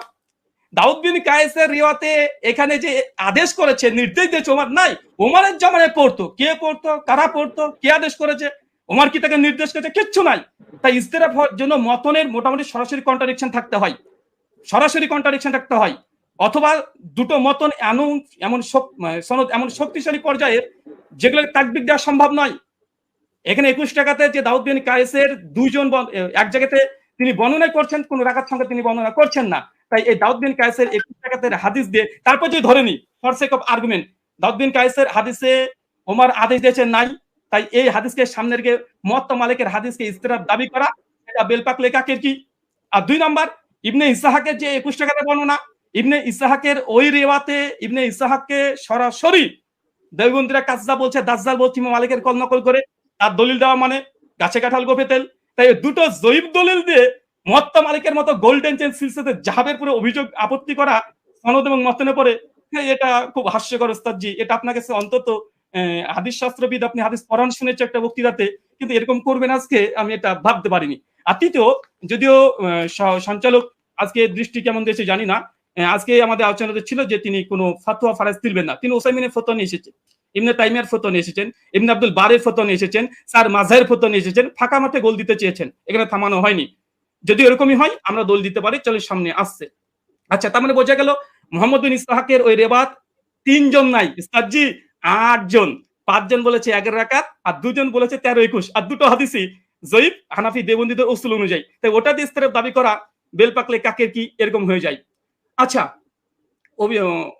ওস্তাদজির অভিযোগ ভিত্তিহীন প্রমাণ হয়ে গেছে। প্রথম কথা 8 টাকাতে তারবি আলহামদুলিল্লাহ, ওটা না মতনি জয়ীফ না মতন না ইস্তেরাব, কোনো কিছু নেই। এবং চ্যালেঞ্জ করেছিলাম যে মানে বিগত দিনে 1284 হিজরির পূর্বে দেওবন্দি মাদ্রাসা প্রতিষ্ঠা হওয়ার আগে কোন মুহাদ্দিস হাদিসটাকে ইস্তেরাব দাবি করে বাতিল করেছে, প্রমাণ দিতে পারেনি। 8টা প্রশ্ন ছিল। আচ্ছা, 20 রাকাত ইতিহাস বললেন, যখন 20 রাকাতের ইতিহাস, 20 প্রথমে হয়তো 11 রাকাত তারাবির আদেশ করেছিল ওমর বিন খাত্তাব, পরে হয়তো 20 রাকাত করেছে। তারপরে তিনি স্বীকার করে নিয়েছেন অর্ধেক যে ওমর বিন খাত্তাব 11 রাকাতের আদেশ করেছিলেন। আলহামদুলিল্লাহ। অনেকে বলে যে ছিলই না, কোনোদিনই ছিল না। 1984 প্রথম দাবি। দলিল নামাজের মাসালে কি বলছে দেখেন, ওমর বিন খাত্তাব 11 রাকাত তারাবির আদেশ করেছে, পরবর্তী সময় মানুষেরা 20 রাকাত পড়েছে, ওমরের আদেশে পড়েছে, দেখাতে পারবেন ইনশাআল্লাহ। দেখা দলিল নামাজের মাসালেও তো আছে, ইমাম বাইহাকির ওই কলটা নকল করেছে যেটা উস্তাদজি ওমর বিন খাত্তাব 11 রাকাতের আদেশ করেছিলেন, কিন্তু পরবর্তী সময়ে কিরাত ভারী হওয়ার কারণে তার রাকাত সংখ্যাকে বাড়িয়ে দিলেন, কিরাতকে কমিয়ে দিলেন। তো মানুষজন, জনগণ তারা ওমরের আদেশে নয়, ওমরের আদেশে নয়, কে বা কারা তারা 20 রাকাত চালু করেছিল ওমরের জামানায়, কিন্তু ওমরের আদেশে নাই। ওমরের আদেশে কত রাকাত? মালিকের 11 রাকাত, স্পষ্ট প্রমাণ। এখানে দেখেন মালিকি মাযহাবের ইমাম হাবিব মালিকি দলিল নামাজের মাসাল থেকে দেখাচ্ছে যেন একটু পুষ্টিকর বেশি হয় তথ্যগুলো। কি বলছে দেখেন, যে প্রথমে 11 রাকাতই ছিল, মানে ওমরের আদেশ 11 রাকাতই ছিল, কিন্তু তারা কিরাত লম্বা করতেন, ফলে ভারী ঠেকতো। পরে তারা রাকাত সংখ্যা বাড়ালেন, মানে ওমরের আদেশে নয়, জনগণ এমনি বাড়িয়েছে, রাকাত বাড়িয়ে দিয়েছে, কিরাত ছোট করে দিয়েছে, তাই ওটা বাতিল। তিনি বললেন যে ইমাম মালিক ছাড়া নাকি করেনি। এটা আপনি দেখেন যে ইমাম মালিক ছাড়া কতজন করেছে। ইমাম মালিক ছাড়া টোটাল 7 জন বর্ণনা করেছে। এখানে আমাদের স্ক্রিন আপনারা দেখতে পাচ্ছেন। ওই দাবিটা ওসমান সাহেবের একটু হাদিসের মতন সম্পর্কে অজ্ঞতাই আছে বলবো। যদি মানে মনে করেন যে না আমি একটু বাড়াবাড়ি করলাম, তো কিছু করার নেই, একটু বলতে হবে। আচ্ছা, এখানে দেখেন, আচ্ছা ইমাম মালিক 11 রাকাত গ্রহণ করেনি, এটা খুব জোর দিয়েছে, যদি আজকে বিষয়ের সঙ্গে সম্পৃক্ত না। আজকের বিষয় ওমর কত রাকাত তারাবির আদেশ করেছে, ওস্তাদজি মুনকাতে দলিল দিয়েছে, মুত্তাসিল দিতে পারেন আলহামদুলিল্লাহ। আমরা একদম chain of narration golden chain দিয়েছি। আচ্ছা, ইমাম মালিক 11 রাকাতের আদেশ করেনি, চলেন দেখেন ইমাম, এটা কিতাব সালাতুত তাহাজ্জুদ, এটা আব্দুল হক আন্দলুসি রাহিমাহুল্লাহর গ্রন্থ, ইমাম মালিকের শাগরেদ ছাত্র, তার বলছে কি বলছে দেখেন, এখানে বলছে কলা শাহ বিন আব্দুল আজিজ আন মালিক, মানে ইমাম মালিকের ছাত্র, তিনি রিওয়ায়াত করছেন, কি বলছেন, আল্লাজি আখতারা বিহা, ইমাম মালিক যেটাকে গ্রহণ করেছে, এখতিয়ার করেছে, কি করেছে, বিহি নাফসি, ইমাম মালিক নিজের জন্য কত রাকাত তিনি করেছেন। তারপর তিনি বলছেন দেখেন, ফি কিয়ামে রামাজান হুয়াল লাজি জামা, ইমাম মালিক উমর বিন খাত্তাব যার পরে জমা করেছে উমর বিন খাত্তাব, সেটা হচ্ছে ইহিদা আশারাতা রাকাতান ওয়া হুয়া সালাতে রাসূলুল্লাহ সাল্লাল্লাহু আলাইহি ওয়াসাল্লাম। এখানে ইমাম মালিকের কথা নকল করছে স্বয়ং ইমাম মালিকের ছাত্র।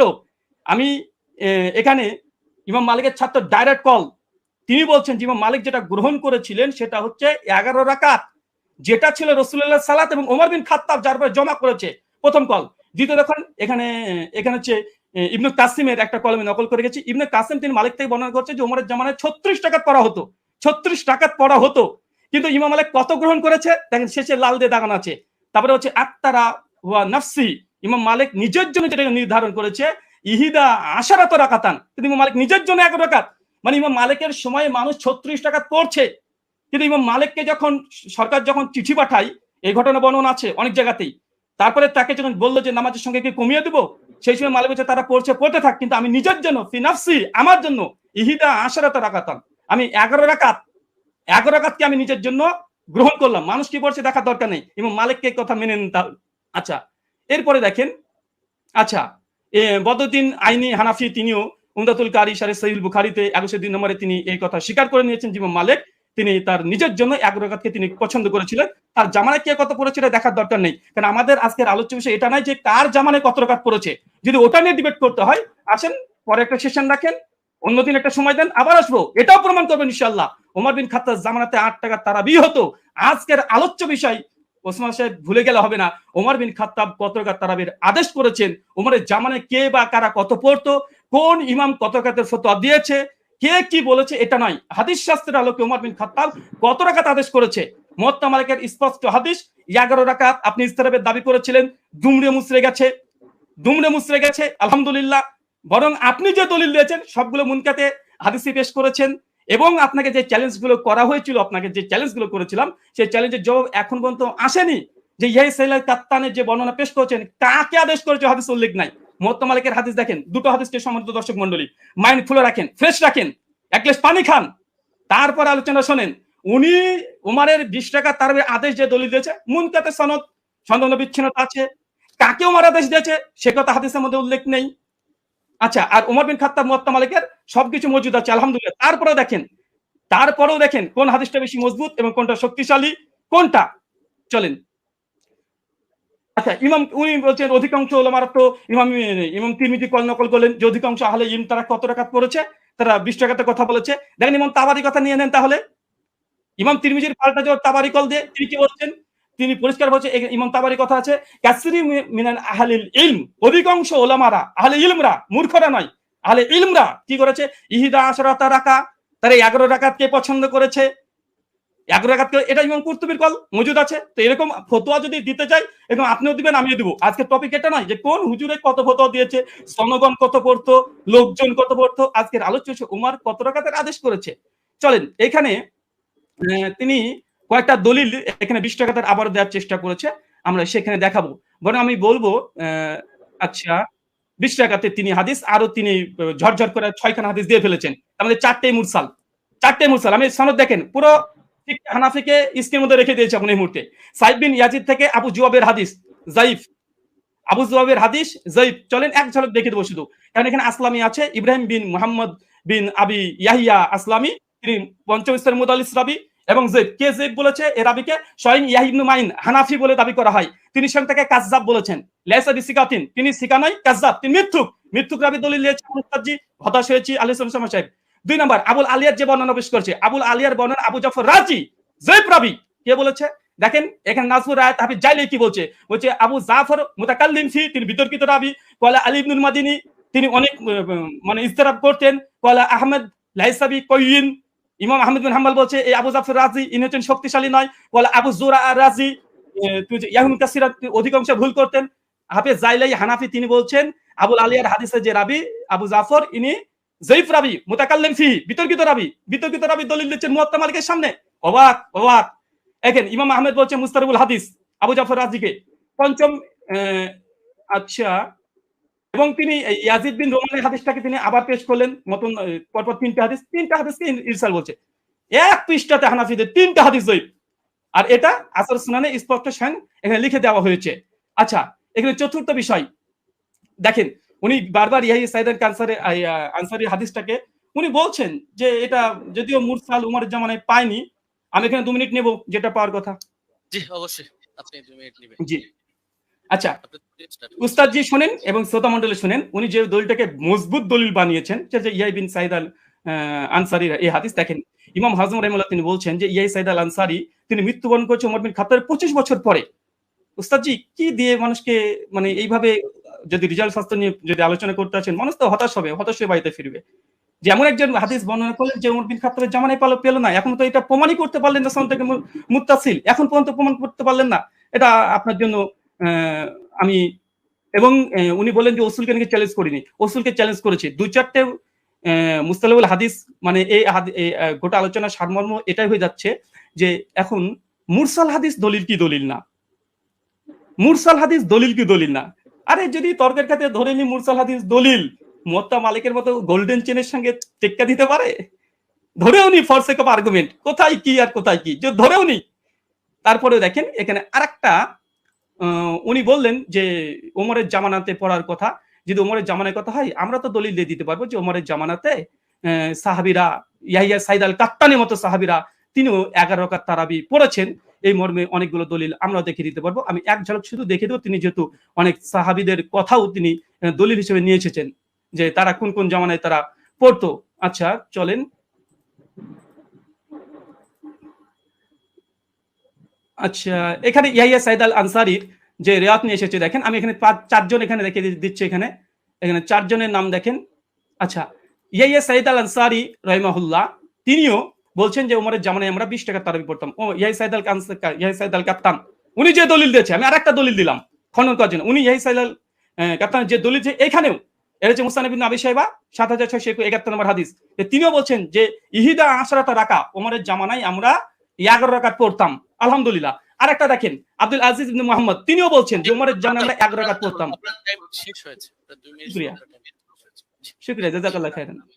অনেক অনেক ধন্যবাদ আপনাকে। আমি একটু দুঃখ প্রকাশ করে নিচ্ছি যে 2 আলোচকই আপনারা মাঝখানে কিছু আমার কাছে মনে হয়েছিল যে আপনাদের আলোচনাটা প্রাসঙ্গিক, যার কারণে ফতোয়া বিষয়টা নিয়ে আলী হাসান ওসামা আলোচনা করেছেন। এটাকে বিপরীত করে আবার ব্রাদার রাহুল হোসেন আপনিও ইমাম মালিকের কিছু বিষয় নিয়ে আসছিলেন। আমি বলবো যে আপনারা দুজনই জেনেছেন। তো যাই হোক, আমি একেবারে আলী হাসান ওসামা আপনার খণ্ডনের শেষ পর্ব, তারপরে আপনারা আর পাচ্ছেন না। তবে হ্যাঁ, এখানে আমরা আশা করবো বা রিকোয়েস্ট থাকবে যে প্রসঙ্গিকের মধ্যে আমরা কথা বলবো। জি শোনা যাচ্ছে আমাকে? জি আপনাকে শোনা যাচ্ছে, আপনি বললে আমি টাইমটা স্টার্ট করে দেব। হ্যাঁ শুরু করেন। জি ওকে, 9 সেকেন্ড 10 হামিদান ওয়া মুসাল্লিয়ান ওয়া মুসাল্লিমা আম্মা বাদ।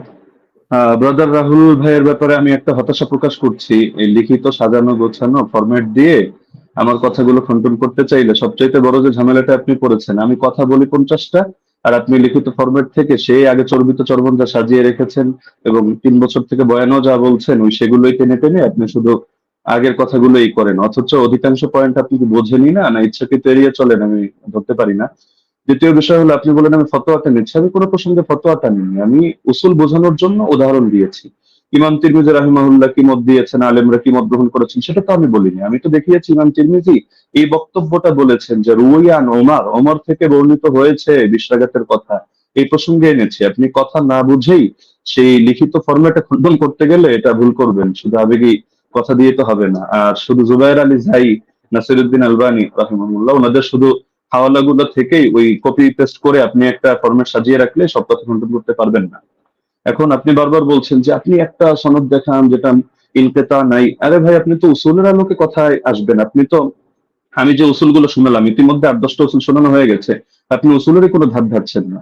আপনি মুরসাল নিয়ে শুধু মুকাদ্দিমায়ে মুসলিম থেকে একটা হাওয়ালা দিয়ে দিলেন, শেষ, যেন মুরসাল নিয়ে পৃথিবীতে আর কেউ কখনো কিছু বলেই নেই। তো যাই হোক আমি এগুলোতে আসবো।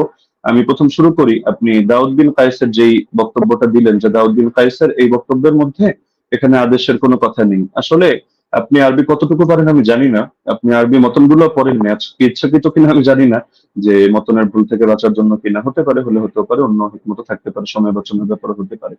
আপনি এই বাক্যটার অনুবাদটা করে দিয়েন আমাকে, যে দাউদ বিন কায়েসের রিওয়ায়াতের মধ্যে যে আছে যে আন্না উমর জামা আন-নাস ফি রমাদান আলা উবাই ইবনে কাব ওয়া আলা তামিম আদ-দারি আলা 21 রাকাতান, এই জামাআর সাথে আলা অব্যয়যোগে যখন বলা হয় জামা উমারু, ওমর মানুষকে জমা করেছেন কোন ব্যাপারে, আলা 21 রাকাতান 21 রাকাতের ব্যাপারে, তখন এর দ্বারা কি বোঝায় যে ওমর আদেশ করেন নাই, ওমর কিছু বলে নাই, তারা নিজেদের থেকে পড়ে নিয়েছেন। এই অনুবাদটা এটা কোন ডিকশনারির আলোকে করলেন পৃথিবীতে, এটা কি মেড ইন ইন্ডিয়া না মেড ইন বাংলাদেশ, এটা আমাকে অনুগ্রহ করে আপনি দেখাবেন।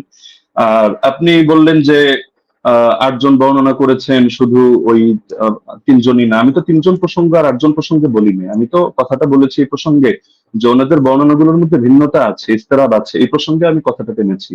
আপনি মোহাম্মদ বিন ইসহাককে টানলেন এবং তাকে নিয়ে বড় করে কথা বললেন, অথচ মোহাম্মদ বিন ইসহাক তো আমি স্রেফ মনে হয় 5 সেকেন্ডে একটা বাক্য হিসেবে, উদাহরণ হিসেবে দেখিয়েছি। আমি মূল আপনাকে সাংঘর্ষিক দাঁড় করিয়েছি দাউদ বিন কায়েসকে। দাউদ বিন কায়েসের এই সনদটাকে আপনার পক্ষে সম্ভব না এটাকে জয়ীফ বলে প্রমাণ করা, এটা সুনিশ্চিত ভাবে। আর আপনি শুধু এটা বারবার বলছিলেন যেখানে আদেশ কথা নাই, আদেশ কথা নাই, আপনি একই রকম কথার মধ্যে দেখেন না যে ইস্তেরাব আছে কিনা। আরে ভাই, এখানে তো আপনার এই জিনিসটা বুঝতে হবে যে ওনার থেকে যারা বর্ণনা করেছে কারো বর্ণনার সাথে কারো বর্ণনা মিল নেই। এক জায়গায় আদেশের কথা আছে, আরেক জায়গায় আদেশের কথা নেই। এক জায়গায় আমলের কথা আছে, আরেক জায়গায় আবার আমলের কথা নেই, শুধু আদেশের কথা। এখন আদেশ নিয়ে আপনি 8টা কেন, আদেশ নিয়ে শুধু দুটোই দেখতে পারবেন। ইমাম মালিকের যে সনদটা আনলেন সেখানে ইমাম মালিক রহমতুল্লাহ আলী তার সনদের মধ্যে আছে যে তিনি আদেশ দিয়েছেন, আর দাউদ বিন কায়েসের মধ্যে আছে যে আদেশ দিয়েছেন। কিন্তু এখন দাউদ বিন কায়েসের এই সনদের মধ্যে জামা আলা এটা যোগ করলে অর্থ এটাই দাঁড়ায় যে ওমর মানুষকে 21 রাকাতের ব্যাপারে একত্রিত করেছেন। তাহলে এটা কিভাবে সম্ভব যে একই হাদিসের মধ্যে এক জায়গায় বলা হচ্ছে 21 রাকাত, আর এক জায়গায় বলা হচ্ছে 11 রাকাত? যদি হাদিস ভিন্ন ভিন্ন হতো, ভিন্ন ভিন্ন বর্ণনাকারীর থেকে, আমরা তাহলে ধরতাম না এটা জামানার ভিন্নতা। লেকিন এরকম তো কোনো ব্যাপার ঘটেনি। তো সুতরাং এটা গায়ে পড়ে করা হয় না। আর সাত বর্ণনা কাকে বলে? দাউদ বিন কায়েসকে আপনি কোন পর্যায়ে দাঁড় করিয়ে আপনি সাজ এখানে বলবেন, বা আপনি এটাকে ওইটার সাথে সাংঘর্ষিক করবেন? যদি এক রিওয়ায়াতের মধ্যে সংখ্যা কম পাই আর এক রিওয়ায়াতের মধ্যে সংখ্যা বেশি পাই, তাহলে সেই ক্ষেত্রে কি হুকুম আছে? এটা তো আপনার ফতোয়ার আলোকেই করতে হবে, আপনি তো মন করা একটা বললে হবে না। আর কিছু কথা তো আপনি বলেছেন একদম মানে সনদ ছাড়া, যেগুলোর কোনো সনদই নেই। আপনি ইমাম মালিকের একটা ফতোয়া আনলেন, হলো তার এক শাগরেদ বলেছেন, তো তার শাগরেদ থেকে কি আপনি শুনেছেন না ওই কিতাবের লেখক ডাইরেক্ট শুনেছে? মাঝখানে সনদগুলো গেল কোথায়?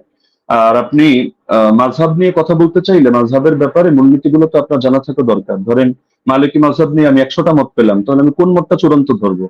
এখন ইমাম মালিক থেকে একটা বিশুদ্ধ মত দেখাতে পারবেন না যে ইমাম মালিক রহমতুল্লাহ আলী কোথাও আত্মাঘাতের মতামত দিয়েছেন।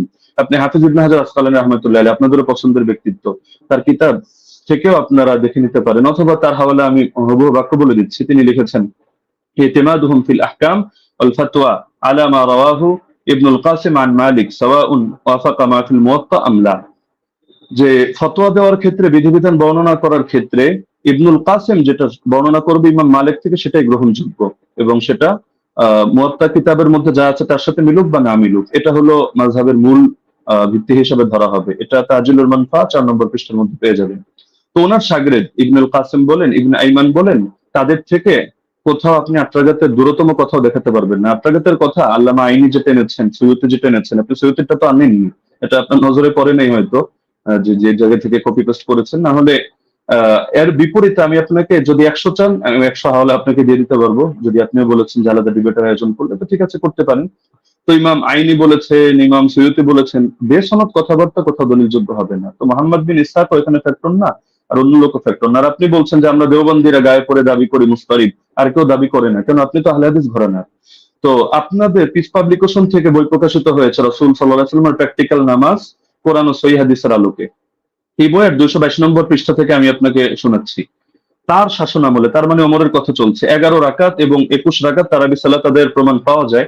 সাহেব রাদিয়াল্লাহু আনহু তৃতীয় ছাত্র মুহাম্মদ ইবনে ইউসুফ উপরোক্ত কথাগুলোর বর্ণনাকারী। হাদিসের মূল সূত্র অনুসারে একই রাবির একই বিষয়ে পৃথক পৃথক মত প্রকাশ করা বিশুদ্ধ হওয়ার অন্তরায়। সুতরাং 20 রাকাতের অভিন্ন মত গ্রহণ করাই যুক্তিসঙ্গত। তাহলে ইস্তিলাফের কথা, ইখতিলাফের কথা কি আমরা টানলাম নাকি আপনাদের লোকেরাও এটা টেনেছে? এটা তো আপনাদের স্পষ্টভাবে দেখা দরকার। আর আপনি বারবার শুধু এই প্রসঙ্গগুলো তো এখানে অপ্রাসঙ্গিক কথা টানলে হবে না, যে গোল্ডেন চেইন, আরে গোল্ডেন চেইন নাকি এটা ডায়মন্ডের চেইন নাকি হলো এটা রূপার চেইন, সেটা তো আমাদের দরকার না। আমাদের দরকার হলো আপনার এখানে পাঁচটা জিনিস তো এক রাখতে হবে। আপনি শুধু আমাদের কথা প্রসঙ্গে বলছেন যে সনদের মধ্যে কোনো ইনকিতা নাই, আপনারা প্রমাণ করেন। আরে সনদের মধ্যে তো ইনকিতা বাস্তবেই নাই। আপনি যে ইনকিতা আপনার চোখে দেখতে পাচ্ছেন, এটা আপনার পড়াশোনা কম থাকার কারণে হচ্ছে। না হলে আমি তো উসুলের আলোকে দেখালাম, উসুলগুলো তো আপনি খণ্ডন করতে পারেননি এবং সম্ভব না। তো যার কারণে সনদের মধ্যে তো ইনকিতা নেই, তো শুধু গায়ের জোরে বললে তো হবে না। তো হাদিসটা যারা বলেছে হাদিস সহি হওয়ার জন্য এই পাঁচটা শর্ত, সেই ইমামরাই, এটা অন্য কোনো ইমাম না। আমি আজিব গারিব কারো নাম টানি নাই বা আমাদের কোনো বড় হুজুরের নাম টানি নাই, তারাই এই মূলনীতিটা দাঁড় করিয়েছেন। তো সুতরাং এটাকে আপনি গায়ের জোরে অথবা চাপার জোরে বা একটা হাসি দিয়ে ফেলে দেওয়ার মতো বিষয় না। তো আবার কিছু আলোচনা টেনেছেন একেবারে অপ্রাসঙ্গিক, যেমন ওমর কাকে আদেশ দিয়েছেন। আচ্ছা, ওমর আপনাকে আদেশ দিল বা আমাকে আদেশ দিল, মানে কাকে আদেশ দিল এটার সাথে কোন বিষয়ের সম্পর্ক? এখন রাজুলান, এই রাজুলান শব্দটা যদি এমন হয় যে পৃথিবীর কেউ কোনোদিন জানতে পারলো না যে রাজুলানটাকে উবাই বিন কাব নাকি তামিম দারি নাকি অন্য কোনো সাহাবী, এটা কি সমস্যা? আমাদের তো আলোচ্য বিষয় এটা যে ওমর রাদিয়াল্লাহু আনহু তিনি কত রাকাতের আদেশ করেছেন, 8 নাকি 20। 8-এর পক্ষে আপনি যে দলিল দিয়েছেন সেই দলিলটা মুস্তারিব একটা রিওয়ায়াত, যে রিওয়ায়াতটা গ্রহণযোগ্য না। আপনাদের কিতাবের মধ্যেই লেখা আছে যে না, এই রিওয়ায়াতটা দলিলযোগ্য হয় না। তো সুতরাং এটা তো আমাদের এখানে টেনে লাভ নেই। তার মধ্যে আরো কিছু আলোচনা টেনেছেন একেবারে প্রাসঙ্গিক, যে এমন জিনিস দেখান, এমন জিনিস দেখান, অমুকের আগে কে করেছে, তমুকের আগে কে করেছে, মাদানী রাওয়ি, সিলসিলাতুল জাহাবিয়া, গোল্ডেন চেইন ইত্যাদি। এগুলো দেখানো না দেখানো তো মূল বিষয় না। আপনি অপ্রাসঙ্গিক প্রশ্ন আমিও চাইলে আপনাকে 100টা করতে পারি, কিন্তু আমি পূর্বের অংশগুলোতে একটা অপ্রাসঙ্গিক কথা বলিনি। অতি অল্প সময়ের মধ্যে শুধু আপনাকে আমি মূলনীতিগুলো বলেছি, লেকিন আপনি যেহেতু আগে একটা ফরম্যাট সাজিয়ে এনেছেন, তো যার কারণে মূলনীতিগুলো আপনি করেননি।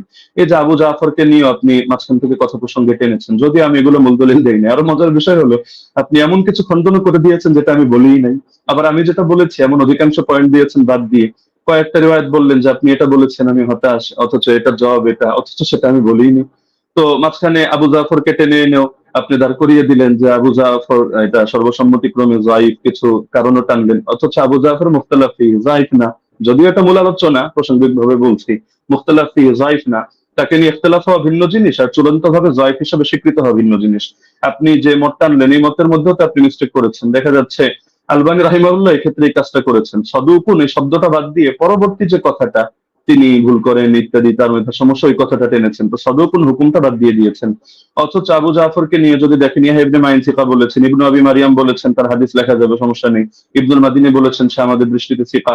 ইবনু আম্মার মাউসিলি বলেছেন সিকা। আবু হাতিম বলেছেন সিকা, সাদুক, সালিহুল হাদিস। জাকারিয়া সাজি বলেছেন সাদুকুন লাইসা বি মুতকিনিন। ইবনু আদি বলেছেন লাহু আহাদিসু সালিহা وقد روى عنه الناس واحاديثها عامتها مستقيمه وارجو انه لا باس به। ইবনু সাদ বলেছেন কানা সিকা। হাকিম বলেছেন সিকা। ইবনু আব্দুল বার বলেছেন হুয়া ইনদাহুম সিকা আলিমুন বিতাফসিরিল কোরআন। এগুলো আরো দেখতে পারেন আপনি তাহজিবুত তাহজিব 10 নম্বর খণ্ড 62 নম্বর পৃষ্ঠা। তো আবার তার থেকে কি কি দুর্বল বর্ণনা, এগুলো আলাদা লিস্ট আপনি পাবেন হাফেজ ইবনে আদির কিতাবের মধ্যে, আল কামিল, যেটা 5 নম্বর খণ্ড 255 পৃষ্ঠা। সেখানে দেখবেন এই তারাবি সংক্রান্ত রিওয়ায়াতটা তিনি টানেননি। তো বারবার আপনি মুরসাল মুরসালি গায়ের জোরে মুরসাল সাব্যস্ত করে দিয়েই কথা তো শেষ না। আমরা যে মূলনীতিগুলো বললাম, আর এটাও আমরা দেখালাম যে সনদ কোথাও সহি না হওয়ার পরও সেই ক্ষেত্রে আপনার হুকুম আরোপ করে দেওয়া হয় যে এই জিনিসটা যেহেতু উম্মতের ব্যাপক আমলের মধ্যে আছে, কখনো কখনো সেটাকে আমলযোগ্য বানিয়ে দেওয়া হয়। এটা আহ, মানে ইমামদের সর্বসম্মত একটা উসুল, যদি আমরা এগুলোকে কোনোটাকে মূল ধরি নেই। আপনি তো এখানে বলতে চাচ্ছেন আপনার মূল কথাই এটা যে ইয়াহইয়া বিন সাঈদ হয়তো কোন আলতু ফালতু রাওয়ী থেকে এনেছেন এবং এই হাদিসের মধ্যে একটা দুর্বলতা তৈরি হয়েছে, অথচ প্রথম ধাপের মূলনীতিগুলোর মধ্যে আমরা যা বলেছি এখানে আপনার কথাগুলো খণ্ডন হয়ে যায়। পাশাপাশি সেই জামানার আমলগুলোকে আপনি যেভাবে উড়িয়ে দিচ্ছেন যে যার যেভাবে মনে হচ্ছে আমল করেছে, লেকিন এই জায়গায় ওমর রাদিয়াল্লাহু আনহু আদেশ হয়তো ছিল না। আপনি খেলাফতের জামানা দেখেন নাই, নরেন্দ্র মোদীর জামানা দেখেছেন, এই হিসাবে আপনার এমন মনে হতে পারে যেখানে সাহাবীরা বলছেন যে সাহাবীরা আমল করতেন, কানু ইয়াকুমুন অথবা কুননা নাকুমু, আমরা আমল করতাম। তো তারা সকলে আমল করতেন আর খলিফা এখানে কিছুই জানতো না, কিন্তু কোন বাড়িতে কি হচ্ছে না হচ্ছে এরকম সূক্ষ্মাতি সূক্ষ্ম অনেক বিষয় পর্যন্ত খলিফা জেনে যাচ্ছে। এটা তো অদ্ভুত ব্যাপার। খেলাফতের জামানার ব্যাপারেও যে বেদাত ওমরের জামানায় চলছে, যে ওমর একেবারে হুদাইবিয়া সন্ধি হলো যে গাছের নিচে সেই গাছ কেটে দিয়ে আসছে, হাজরে আসর চুমু খাওয়ার সময় পর্যন্ত ক্লিয়ার ভাবে বলছে যে আমি এই আকীদা পোষণ করি না তুমি কারো ক্ষতি করতে পারো, উপকার করতে পারো, বরং আমি এজন্য করছি তোমার গায়ে চুমু খাচ্ছি যে আল্লাহ রাসূল সাল্লাল্লাহু আলাইহি ওয়াসাল্লাম চুমু খেয়েছেন এই কারণে। তো আপনি যে কথাগুলো বললেন একটা নতুন কথা আসলে আমি পাইনি।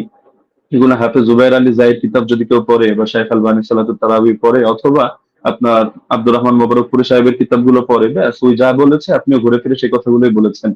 বাকি মজার একটা বিষয় হলো, আমি এমন অনেক উসুল টেনেছি যেটা হয়তো আপনার কমন পড়ে নাই, তো যার কারণে আপনি এই জিনিসগুলোকে পুরো স্কিপ করে চলে যাচ্ছেন। তাই ছিল মুস্তলাহিল হাদিস। আর এই পৃথিবীর ইতিহাসে হাদিসের ইস্তেলাহ নিয়ে কি এই কিতাবটা এই মাত্র কয়দিন আগে লেখা হলো? এর আগে ১,৫০০ বছরে হাদিসের ইস্তেলাহের উপরে কোনো কিতাব লেখা হয়নি। আপনি মুরসালের সংজ্ঞা দেখাচ্ছেন যে মুনকাতি হাদিস কারো মতে গ্রহণযোগ্য না। আচ্ছা, কোন পর্যায়ে মুনকাতি গ্রহণযোগ্য না? খালি শিরোনাম দিয়ে হুকুম লাগিয়ে দিলেই হয়? তাহলে তো ইমান ভঙ্গের কারণ যে 10টা শেখ মোহাম্মদ বিন আব্দুল্লাহ নজদি রাহিমাহুল্লাহ থেকে বর্ণিত আছে, এগুলো শিখে শিখে সবাই খারিজি হবে এভাবে, যে যে জাদু করে ব্যাস সেই কাফের হয়ে গিয়েছে, যে কাফেরদেরকে মুসলমানদের বিরুদ্ধে সাহায্য করে, কোনো শর্ত নাই, কোনো হদ নাই, কোনো কয়েদ নাই, ভালোভাবে কাফের হয়ে গিয়েছে। তো এভাবে শিরোনাম দেখলে তো মুশকিল। এগুলোর ব্যাখ্যা তো ইমামদের থেকেই নিতে হবে। বক্তব্য যাদের থেকে নিবেন, আপনার বক্তব্যের ব্যাখ্যাও তো তাদের থেকে নিতে হবে। আর আপনি বললেন যে আমি কথা প্রসঙ্গে মেনে নিয়েছি যে ওমর রাদিয়াল্লাহু তাআলা আনহু তিনি শুরুতে 11 রাকাতের আদেশ দিয়েছিলেন। এটাও তো আমি আমার বাক্যগুলোকে খেয়াল করেন না, আমি কি বোঝেন না, আমি ধরতে পারি না? নাকি আপনি পয়েন্টগুলো নোট আউট মানে লিখে না রাখার কারণে এমন ঝামেলা হচ্ছে সেটাও বুঝতে পারি না। যে দেখা যাচ্ছে যে এটা তো আমি বলেছি তর্কের ক্ষেত্রে যদি মানে অনেক কথা আমি দুই ভাবে জবাব দিয়েছি, জবাব ইলজামি, জবাব তাসলিমি, ইলমি উসুলের আলোকে। তো দুই ভাবে জবাব দেওয়ার কারণে আপনি আগের পরের কথা বাদ দিয়ে মাঝখান থেকে একটা অংশ টান দিলে তো হবে না। আর কোন মুনকাতি, কোন মুরসাল, কোন ক্ষেত্রে কি হুকুমে যাবে, এটা তো আপনাকে শাস্ত্রীয় আলোকে বুঝতে হবে। আপনি যে কোনো জিনিস শুধু একটা ব্যাস গোল্ডেন চেইন, মাদানী রাউই, অথবা বুখারী মুসলিমের শর্তে উন্নীত ইত্যাদি ইত্যাদি একটা বলে দিলেন, ব্যাস হয়ে গেল। বিষয়টা এমন না। যেহেতু আলোচনা আমাদের শাস্ত্রীয় বিষয়, এটা কোনো মাযহাবী তাকলিদি বিষয় না যে মুখোমুখি রেফারেন্সে আমাদের কথা বলতে হবে। ইবনে উসাইমিনের হাওয়ালায় আপনি বললেন যে আমি কয়েকটা কথা টেনেছি। ওইখানে আমি ইবনে উসাইমিনের হাওলায় টানি না, শেখ সালেহ আল মুনাজ্জিদের হাওলায় টেনেছি। এটা আবেগে আপনি কয়েকবার এটা উচ্চারণ করেছেন। আর এখানে আমি তার ফতোয়া দেখাইনি। আমি এখানে ফতোয়া উল্লেখ করার জন্য বসিও নাই আপনার সামনে। এখানে আমি দেখিয়েছি যে তারা সকলে বিআমরিহি, অর্থাৎ এটা যে ওমরের আদেশে হয়েছে এই বিষয়টা তারা অস্বীকার করে নিয়েছেন। তো সুতরাং মানে যে জিনিসগুলো আপনার স্পষ্ট, তো সেই জিনিসগুলোকে গায়ের জোরে তো আপনি প্রমাণ করে নিতে পারবেন না যে না এই জিনিসটা এই প্রশ্ন আমি আপনাকে ছুড়ে দিলাম, এটার জবাব দেন, ওটার জবাব দেন, ওটার জবাব দেন, না দিলে ব্যস্ত হলে সাব্যস্ত হলো আমার কথাই সহি। বিষয়টা তো এমন না, শাস্ত্রীয় মূলনীতি। আপনি এই আলোচনা শেষ হওয়ার পর ঠান্ডা মাথায় বসেন, আমি নতুন কোনো কথা আপনাকে ছুড়ে দিচ্ছি না, যেহেতু আপনি খণ্ডন করার সময় পাবেন না, এটা আসলে আদবের দাবি না। ছুড়লে আমি ছুটতে পারি, আপনি ভবিষ্যৎবাণী করে দিয়েছেন যে এমন কৌশল হয়তো আপনি করবেন, আমরাও বুঝি না, এত বোঝার দরকার নেই। আহ আমার ব্যাপারে খারাপ ধারণা আপনি অযৌক্তিক ভাবে রাখারও কোনো কারণ নেই। আর আমি তো আপনার মতো পুরোনো ডিবেটারও না যে এখানে ডিবেটের কৌশল খাটিয়ে আমি আপনাকে পরাজিত বা অপমানিত বা লাঞ্ছিত করতে চাবো না। আপনি আমার দিনী ভাই, মহাব্বতের ভাই। আপনি কাফের মুশরিকদের বিরুদ্ধে যে কাজ করেন আমি এগুলোকে শ্রদ্ধা করি এবং উৎসাহ দিই, দোয়াও করি। আগামী তো আমি আশা রাখি আপনি কাজগুলো কন্টিনিউ করবেন। তো সুতরাং আপনার সাথে আমার কোনো দ্বন্দ্ব নেই, কোনো আহ ভিন্ন কিছুও নেই। আল ওয়ালা আল বারা, এই আকীদাই তো আমরা ইসলাম থেকে লালন করি। তো সুতরাং অপ্রাসঙ্গিক কথা না টেনে আপনি মূলনীতির আলোকে বিষয়গুলো বোঝেন। প্রয়োজনে আপনি এই ভিডিওটা এটা শেষ হওয়ার পরও লাইভ স্ট্রিমিং আপনি ঠান্ডা মাথায় 10 বার শোনেন, 20 বার শোনেন, প্রয়োজনে মুযাকারা করেন। কোন ভুল যদি আপনার কাছে মনে হয় আপনি স্বীকার করে নেন, সমস্যা নেই। আর যদি মনে হয় না ভুল না আপনারটা সঠিক, ঠিক আছে, আপনি স্থির থাকেন। বাকি সারা দেশ তো দেখছে, তারা বিষয়গুলো সঠিকভাবে বিবেচনা করবে। আমরা তো এখানে কোনো বিচারক নির্ধারণ করে বসিনি। তো যার কারণে পুরো দেশ এটা কমন সেন্স দিয়ে বিবেচনা করবে। জাযাকাল্লাহ। আমি সেকেন্ড সময় অতিরিক্ত নিচ্ছি না। জি, মুফতি আলী ওসামা, আপনি চাইলে 2 মিনিট ইউজ ব্যবহার করতে পারতেন, আপনাকে আপনি না, করেননি। ব্রাদার রাহুল বলেন। যে আমাদের খণ্ডন যে 2টি পর্ব ছিল, 2টি শেষ হয়েছে। এখন আপনারা শুধু 5 মিনিট করে সময় পাবেন। এটা হচ্ছে রিভিউ পর্ব, অনুসংখ্য পর্ব। এই পর্বে আপনারা 5 মিনিট করে আলোচনা করতে পারবেন। নতুন কোনো তথ্য আপনারা অ্যাড করতে পারবেন না এই পর্বে। হ্যাঁ, আমি ব্রাদার রাহুল হোসেন আপনার কাছে যাব এবং আপনি বললে আমি আপনার টাইমটা শুরু করব। জি, শুরু করুন। জি, সো বিসমিল্লাহ। তো শেষ থেকে শুরু করি। ওস্তাদ যে বারবার কয়েকবার অভিযোগ করলেন বারংবার যে আমি জুবাইর আলী জাই আর আলবানির বই পড়ে এসে বসে পড়েছি। কার বই থেকে ইলম নিয়েছি? সালাফদের থেকে তো আমরা ইলম দেবো, তাই তো? আলেমদের কাছ থেকে, কোনো জাহেলের কাছ থেকে তো নিইনি, তাই না? আমি তো আপনাকে বলতে পারি যে মাওলানা আব্দুল মালিক সাহেবের বই থেকে ঢের প্রমাণ দেখিয়েছি। তো তার কাছ থেকে জ্ঞান নিয়েছি, আপনার কাছ থেকে আমি জ্ঞান নিই। বিভিন্ন জায়গা থেকে জ্ঞান নিই। আমি জ্ঞান আমার উপরে এলহাম আসবে না। এটা অন্তত আপনি মানেন যে আমার প্রতি এলহাম আসবে না। আলেম ওলামাদের বই পড়েই আমাদের এখানে আসছে, এসে আলোচনা করা। তো এখানে এত এতরাজ করার অভিযোগ মানে কি আমি বুঝলাম না। 2 নম্বর তিনি বললেন যে আমি নাকি এমন কিছু অভিযোগের জবাব দিয়েছি যেহেতু আগে থেকে স্লাইড তৈরি করে রেখেছি, এজন্য নাকি আমি তাল খয়ে ফেলেছি। আমি অবাক হয়েছি যে ভাবলাম যে ওস্তাদ জি হয়তো অনেক কিছু মানে একদম ইলমে হাদিসের অনেক কিছু নিয়ে আসবে। এসে আমি অবাক হয়েছি, না কিছুই নিয়ে আসেনি, একটা মুত্তাসিল সনদই পেশ করতে পারেনি। তার জন্য আমি অনেক কিছু ভেবে অনেক কিছু রেডি করে গেছি। দুর্ভাগ্য যে আমি যা রেডি করেছি তার 30% দলিল দিতে পারিনি। আমি একদম নিশ্চিত আমি যদি আজকে ওসামা যে উস্তাদজির মানে ওসমার জায়গাতে থাকতাম, উস্তাদজির পক্ষে থাকতাম, তাহলে আমি এর চাইতে ঢের দলিল দেখাতে পারতাম, ঢের দলিল দেখাতে পারতাম। আমার কাছে 20 টাকার পক্ষে আরো অনেক দলিল ছিল, অনেক দলিল, কিন্তু উস্তাদজি দিতে পারেনি না দেয়নি না কি আমি বুঝলাম না। তো যাই হোক, সেটা একটা আলাদা বিষয়। এখানে লাস্টে তিনি ঘুরে দিলেন যে এটা ইনকেতা। ইনকেতা কেমন ইনকেতা? জি, আপনার চেয়ে তো অনেক বড় বড় উস্তাদজিরাই তো আমাকে শিখিয়ে দিয়েছে এটা ইনকেতা। যেমন দলিল নামাজে মাসাল বইতে দেখালাম, তিনি ইনকেতা স্বীকার করে নিয়েছেন, মুরসাল স্বীকার করে নিয়েছেন। জাফর আহমদ উসমানী বলছে মুরসাল, ইনকেতা আছে, বিচ্ছিন্নতা আছে। আমি আপনাকে পরিষ্কার চ্যালেঞ্জ করেছি, জবাব আপনি এখন পর্যন্ত দিচ্ছেন না। যে হাদিস সহিহ হওয়ার জন্য 5টা শর্ত। প্রথম শর্ত, হাদিস মুত্তাসিল হতে হবে। হাদিস কি মুত্তাসিল? মুত্তাসিল না, বিচ্ছিন্ন ঘটেছে, ওলামারা স্বীকার করে নিয়েছে। আজ যদি আপনি অস্বীকার করতে চান, জনসাধারণ দেখছে, এমন খেয়ানত অন্তত করাটা উচিত নয়। যেখানে আমাদের মৌলানা আব্দুল মালিক আব্দুল মতিন সাহেব স্বীকার করে নিয়েছে ইনকেতা ঘটেছে, আর আপনি এসে বলছেন যে ইনকেতা ঘটেনি, ইনকেতা ঘটেছে, তারা মূর্খ। এখন মৌলানা আব্দুল মালিক মতিনকে কেউ যদি মূর্খ বলতে চাই বলতে পারবে, তবে আমি বলতে চাই না। 3 নম্বর, তিনি বললেন যে দাউদ বিন কায়েসের হাদিসের জমা হওয়ার কথা আছে, ধরে নিলাম, আচ্ছা আছে, জমা হওয়ার কথা আছে। আচ্ছা উস্তাদ জি, এটা কি ইনসাফ? মোহাম্মদ বিন ইউসুফ থেকে টোটাল 8 জন বর্ণনা করছে তারাবি রাকাত, 5 জন বর্ণনা করছে 1 রাকাতের পক্ষে, এই 6 জন, আর মাত্র দাউদ বিন কায়েস বলছে 11 রাকাত। তাহলে 7 যদি হয় কোনটা হবে? দাউদ বিন কায়েসের বিরুদ্ধে মোহাম্মদ বিন ইউসুফের 5 জন শাগরেদ আছে। এই 5 জনকে উড়িয়ে দিয়ে দাউদ বিন কায়েসের হাদিসটা আপনি গ্রহণ করতে চাচ্ছেন? এটা কোথাকার রাসূল, একটু আমাকে জানিয়ে দিবেন। আর 2, দাউদ বিন কায়েসের আমি আরেকটা অংশ বলেছি, ওটা আপনি হয়তো হজম করতে পারেননি, কারণ এই দলিলটা নতুন আপনার কাছে, বুঝতে পারেননি। আমি বলেছিলাম যে দাউদ বিন কায়েস তিনি আরেকজন তার ছাত্রের কাছে ইমাম ফারাবির কিতাবুস সিয়াম থেকে দলিল দিয়েছি, যে তিনি বলেছেন ওমর রমজান মাসে তারাবির জামাত শুরু করেছে, কত রাকাত উল্লেখ নেই। এবং মুসান্নাফ আব্দুর রাজ্জাক ওই সনদেই ওখানে আছে দাউদ বিন কায়েস ওয়া গায়রহু, এবং আরেকজন বর্ণনা করেছে, কে বর্ণনা করছে উল্লেখ নেই। এখানে দাউদ বিন কায়েস রাহিমাহুল্লাহ তিনি অন্য ছাত্রকে বলছে কোন রাকাতের কথা উল্লেখ করেনি। তাই যদি সাজ হতে হয় 21 টাকাতে বর্ণনা সাজ, কেন দাউদ বিন কায়েসের বিরুদ্ধে 5 জন 1 রাকাত বর্ণনা করেছে। ইয়াইয়া সাইদ আল কাত্তানের মতো রাবি আছে, কাকে চাই আর, কে দরকার আর? ইয়াইয়া সাইদ কাত্তান এর মতন ব্যক্তি আছে, তারপর অন্য কাউকে দরকার? 5 জন। তাই দাউদ বিন কায়েসের হাদিসই জয়ীফ হবে, সাজ হবে মোহাম্মদ বিন ইউসুফ থেকে, বাকি 5 জনের হাদিস কোনোভাবেই না দাউদ বিন কায়েসের হাদিস। অতএব মানে এই হাদিসে এসে সাজ হওয়ার কারণে জয়ীফ। প্রথম কথা। এখানে বলছেন যে ইমাম মালিক থেকে নাকি আমি প্রমাণ পেশ করতে পারবো না, যে ইমাম মালিকের ছাত্ররা, কারণ যে মাযহাবের আমি মত বর্ণনা করব সেই মাযহাবের ইমাম থেকে দেখাতে হবে। আমি মনে ভুলে গেছেন, আপনি যে কাসেম থেকে বর্ণনা পেশ করেছেন, ওই কাসেম থেকে দেখে দিয়েছি। ইবনুল কাসিম ইমাম মালিকের ছাত্র সাং বলছে যে ইমাম মালিকের যুগে 36 রাকাত হতো, কিন্তু ইমাম ইবনে কাসিম নিজেই বলছে যে আমি, ইমাম মালিক বলেছেন যে ফি নাফসি, আমার জন্য ইহিদ আশারা, আমি 1 রাকাতকে গ্রহণ করেছি। মানুষ কি পড়ছে ইমাম মালিকের জামানায়। ইমাম মালিক কত গ্রহণ করেছে? কত? তিনি 1 রাকাত। আমি আপনাকে 2-3টে প্রমাণ দেখেছি। বদরুদ্দিন আইনের কথা বলেছেন, বলছে সনদবিহীন। সনদবিহীনের কথা যদি আসে গোটা ফিকে হানাফিকে ডিস্ট্রাক্ট করে দেওয়া যায়, অন্তত এরকম সে বেইনসাফি করবেন না। আর এখানে আরেকটা বিষয়, যে উনি বললেন যে আমি আবু জাফর রাজিকে নিয়ে কিছু কথা বলেছি, উনি নাকি দলিল পেশি করেনি। ওস্তাদ জি একটু মাঝে মধ্যে পানি খাবেন, তাহলে একটু স্মৃতিটা একটু ভালো থাকবে। আপনি বলে দিয়েছেন ঝুলে, মনে নেই, আপনি বলেছেন আবুল আলিয়ার হাদিস আছে। আবুল আলিয়ার হাদিসের রাবি কে? আবুল আলিয়ার হাদিস মুক্তারা আল হাদিসুল মুক্তারার মধ্যে আবু জাফর রাজি আছে। তাই হুজুর মাঝে মধ্যে একটু পানি খাবেন।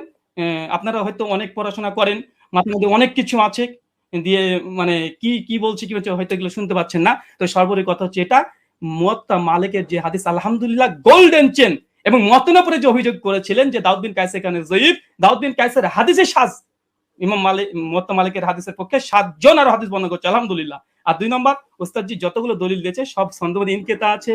উনি এটাকে যতই জোর করে প্রমাণ করার চেষ্টা করুক যেটা ইনকেতা সনদ গ্রহণযোগ্য, আমিও 4 জন মুহাদ্দিসের কথা নকল করেছি।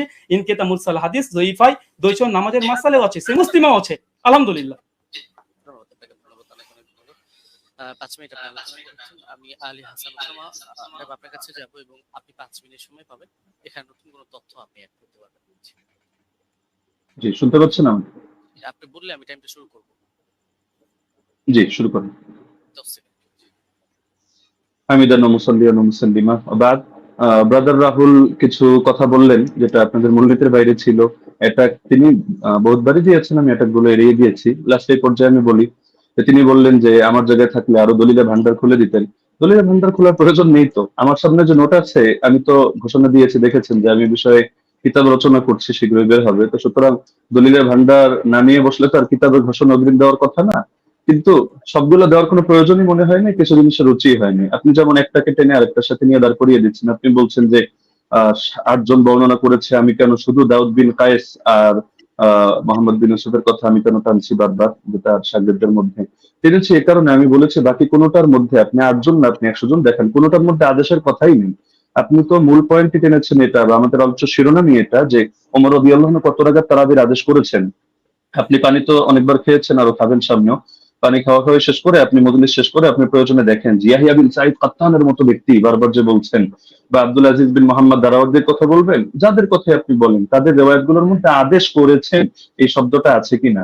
আচ্ছা, দাউদ বিন কায়েসকে আমি এজন্য দাঁড় করিয়েছি যে এখানের কথার অর্থ আর আপনি যেই সনদটা টেনেছেন ইমাম মালিকের, সেই কথার অর্থ হলো সেম। আর এই যে সনদটা ইমাম মালিকের সনদে যে কথাটা আপনি টেনেছেন, এটা বিভিন্ন কিতাবে আসলেও কিন্তু কারোর সাথে কারো তো মিল নেই। মূল কথা তো এটাই রেওয়ায়েতের, যদিও অনেকজন রেওয়ায়েত করেছেন, কিন্তু শুধু এই আদেশ আর নিষেধ অথবা রাকাতের বিষয়টা নিয়ে সমস্যা এমন তো না, প্রচুর ভিন্নতা। এক জায়গায় দেখা যায় উবাই বিন কাব তামিমদারির নাম আছে, আরেক জায়গায় নাই। আরেক জায়গায় হলো শুধু আদেশ করেছেন এই কথাটা আছে, কিন্তু আমল কি ছিল তাদের, আদৌ কি তারা এটা আমল করেছেন না সিদ্ধান্ত চেঞ্জ করেছেন সেটার কথা নাই। আরেক জায়গায় দেখে যে শুধু আমলের কথা আছে, আদেশ আদৌ করেছেন কিনা এটার কথাই নাই। তার মধ্যে আপনি বললেন যে আবুল আলিয়া, এটা কোন সনদের মধ্যে আছে যে আমি উবাই বিন কাব প্রসঙ্গে যে কথা টানলাম ওটার মধ্যে আছে।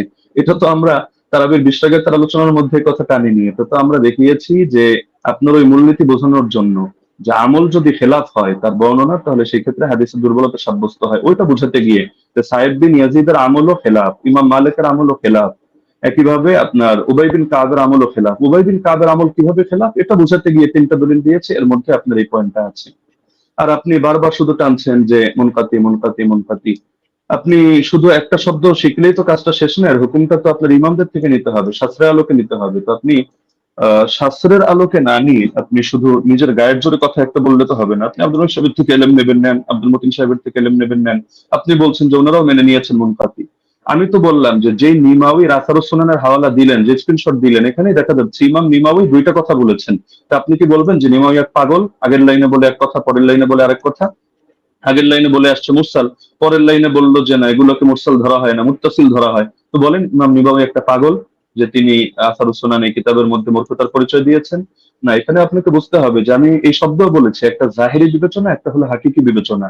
এই পার্থক্যগুলো না বুঝে আপনি আলোচনার মধ্যে তো এভাবে বসলে তো মুশকিল। এজন্যই অনেকে নিষেধ করেছে যে আসলে শাস্ত্রের আলোচনা যেহেতু, তাহলে শাস্ত্রজ্ঞ ব্যক্তি ছাড়া এটা বলাও মুশকিল, বোঝানো মুশকিল। তো আমি আলোচনাটা আসলে শুধু ব্যক্তি আপনার জন্য করেছি এমন না, বরঞ্চ এটা সারা দেশের জন্য আলোচনা করা। যদি আমরা জানি যারা দলান্ধ, উভয় পক্ষে, আমি আপনাকে ইন্ডিকেট করে কোনো খারাপ কিছু মিন করছি না, দলান্ধরা কখনো তাদের মাসলা পরিবর্তন করে না। এটা জিবরিল আমিন যদি নাজিল হয়ে বলে তাও করবে না, এটাই দুনিয়ার আমাদের স্বাভাবিক অভিজ্ঞতা। তবে শাস্ত্র বোঝার মতো যোগ্যতা যদি কারো থাকে, তাহলে আপনার আলোচনা আমার আলোচনা সবগুলো নিরপেক্ষভাবে বসে কেউ যদি বিবেচনা করে সেই ক্ষেত্রে সিদ্ধান্ত নিতে পারবে, কোনো সমস্যার কিছু নেই। এটা নিয়ে আলাদা করে আমারও মন্তব্য করার কিছু নেই, আপনারও মন্তব্য করার কিছু নেই। মন্তব্য এটা জাতি করবে। এখন আমি যদি গায়ের জোরে একটা মন্তব্য করি, আপনি যদি গায়ের জোরে একটা মন্তব্য করেন, এটা ঘুরে ফিরে সেই চর্বিত চর্বণ কথাই হবে। এটা জাতি তারা রিভিউ দিতে পারবে, তারাই আলোচনা করতে পারবে। আর আপনি ইমাম মালিক রাহিমাহুল্লাহ সূত্রে ইবনুল কাসেমের থেকে যে বর্ণনাটা আনলেন, আমি তো এটা বলেছি যে এটা নিয়ে যদি আপনি আলোচনায় বসতে চান তাহলে স্বাগতম আপনাকে। আমরা কত শত আপনার রেফারেন্স দরকার আমরা দেখিয়ে দিব যে ইমাম মালিক রহমাতুল্লাহ আলাইহি থেকে স্যার 2টা মত আছে। আমি দায়িত্ববোধের সাথে বলছি, একটা হলো 36 রাকাতের আর আরেকটা হলো 20 রাকাতের। 8 রাকাত পড়েছেন উনি, অথবা পড়াকে পছন্দ করতেন, অথবা তার মাযহাবের ব্যাপারে এটা ফতোয়া জারি করেছেন, এটা আপনি প্রমাণ করতে পারবেন না। হ্যাঁ, এখন বিভিন্ন কিতাবে বিচ্ছিন্নভাবে বিভিন্ন বক্তব্য আসতে পারে, এটা আপনিও জানেন। ইমাম ইবনুল হুমামের বক্তব্য যদি আপনি দাঁড় করান তারাবির ব্যাপারে, তাহলে দেখা যাবে আরেক ইমামের বক্তব্য দ্বারাই তার খণ্ডন হবে। তো এগুলো তো কিতাবের মধ্যে বহুত কিছুই থাকবে। শাস্ত্রের কাজই তো এটা, আপনি কিতাব থেকে কিভাবে আলাদা আলাদা করে বুঝবেন এই জিনিসটা আপনাকে হাসিল করতে হবে। আর আপনি যে কথাটা বললেন মুরসালের হুকুমটা সহিহ মুসলিম থেকে, যেহেতু সময় প্রায় শেষ আমি এটা বলার সুযোগ নেই, আমি আপনাকে রেফারেন্সটা দিয়ে দিচ্ছি। শারহ ইলাল তিরমিজি 1 নম্বর খণ্ড 543 পৃষ্ঠা থেকে আপনি এটা দেখে নেবেন যে আসলে এই মুরসালকে ঢালাওভাবে অগ্রহণযোগ্য কিনা। না, অগ্রহণযোগ্য না, এই কথাটা একটা বেদাতি কথা। তো এটা কিভাবে কি আমি আর সময় নিচ্ছি না, আপনি দেখে নিয়েন শারহ ইলাল তিরমিজি থেকে। জাযাকুমুল্লাহ, উহিব্বুকা ফিল্লাহ। আসসালামু আলাইকুম ওয়া রাহমাতুল্লাহ। জি, আপনাদের দুজনকে অনেক অনেক ধন্যবাদ, এবং ব্রাদার রাহুল হোসেন এবং শেখ মুফতি আলী হাসান ওসামা। আমাদের এই প্রোগ্রামটা খুবই চ্যালেঞ্জিং ছিল। আলহামদুলিল্লাহ আমরা চেষ্টা করেছি প্রোগ্রামটি নিরপেক্ষভাবে পর্যালোচনা করার জন্য, পরিচালনা করার জন্য, এবং এই প্রোগ্রামটি আপনারা আমাকে আমাকে সহযোগিতা করেছেন। দুজনেই খুব সুন্দর আলোচনা করেছেন, এবং যারাই আলোচনা শুনেছেন আমি বলবো যে আপনারা নিজেদের মধ্যে ফাসাদ না করে আপনারা অবশ্যই দলিল গুলোকে বিবেচনা করে আপনারা সেই অনুযায়ী আমল করবেন। এবং আজকে আমার প্রোগ্রাম পরিচালনার ক্ষেত্রে যারা আমাকে সহযোগিতা করেছে, আমার পরিচালনা কমিটি, আমাদের সাথে রয়েছেন সকলের সুপরিচিত শেখ মাহবুবুল আমিন ভাই, তিনি নাস্তিকদের সাথেও ডিবেট করেন, এবং আমার সাথে রয়েছেন আমাদের রিপোর্টার মোশাররফ হোসেন ভাই এবং শিহাব মির্জা ভাই সহ আরো কয়েকজন ছিলেন। সকলকে ধন্যবাদ জানাই, এবং সর্বোপরি আমি প্রোগ্রামটি শেষ করব, শুধু শেষ কথাটা বলবো যে আমরা সকলেই নিজেদের মধ্যে মতানৈক্যকে দ্বন্দ্ব হিসাবে না নিয়ে আমরা নিজেদের যে মতের পার্থক্য আছে সেটাকে সুন্দরভাবে বিবেচনা করে আমরা উগ্রতা না করে নিজেদের সুন্দর মন মানসিকতায় মেনে নিই। এ পর্যন্তই আমি বলবো, এবং শেষ করব। শেখ মুফতি আলী হাসান ওসামা হাফিজাহুল্লাহ এবং ব্রাদার রাহুল হোসেন হাফিজাহুল্লাহ, আপনাদের দুজনের জন্য অনেক অনেক শুভকামনা রইল। আপনারা ভালো থাকবেন, সুস্থ থাকবেন। এতক্ষণ পর্যন্ত দর্শক যারা আমাদেরকে দেখেছেন, সময় দিয়েছেন, আপনাদেরকেও অনেক অনেক ধন্যবাদ। আজকের মতো বিদায় নিচ্ছি। আসসালামু আলাইকুম ওয়া রাহমাতুল্লাহি ওয়া বারাকাতুহু।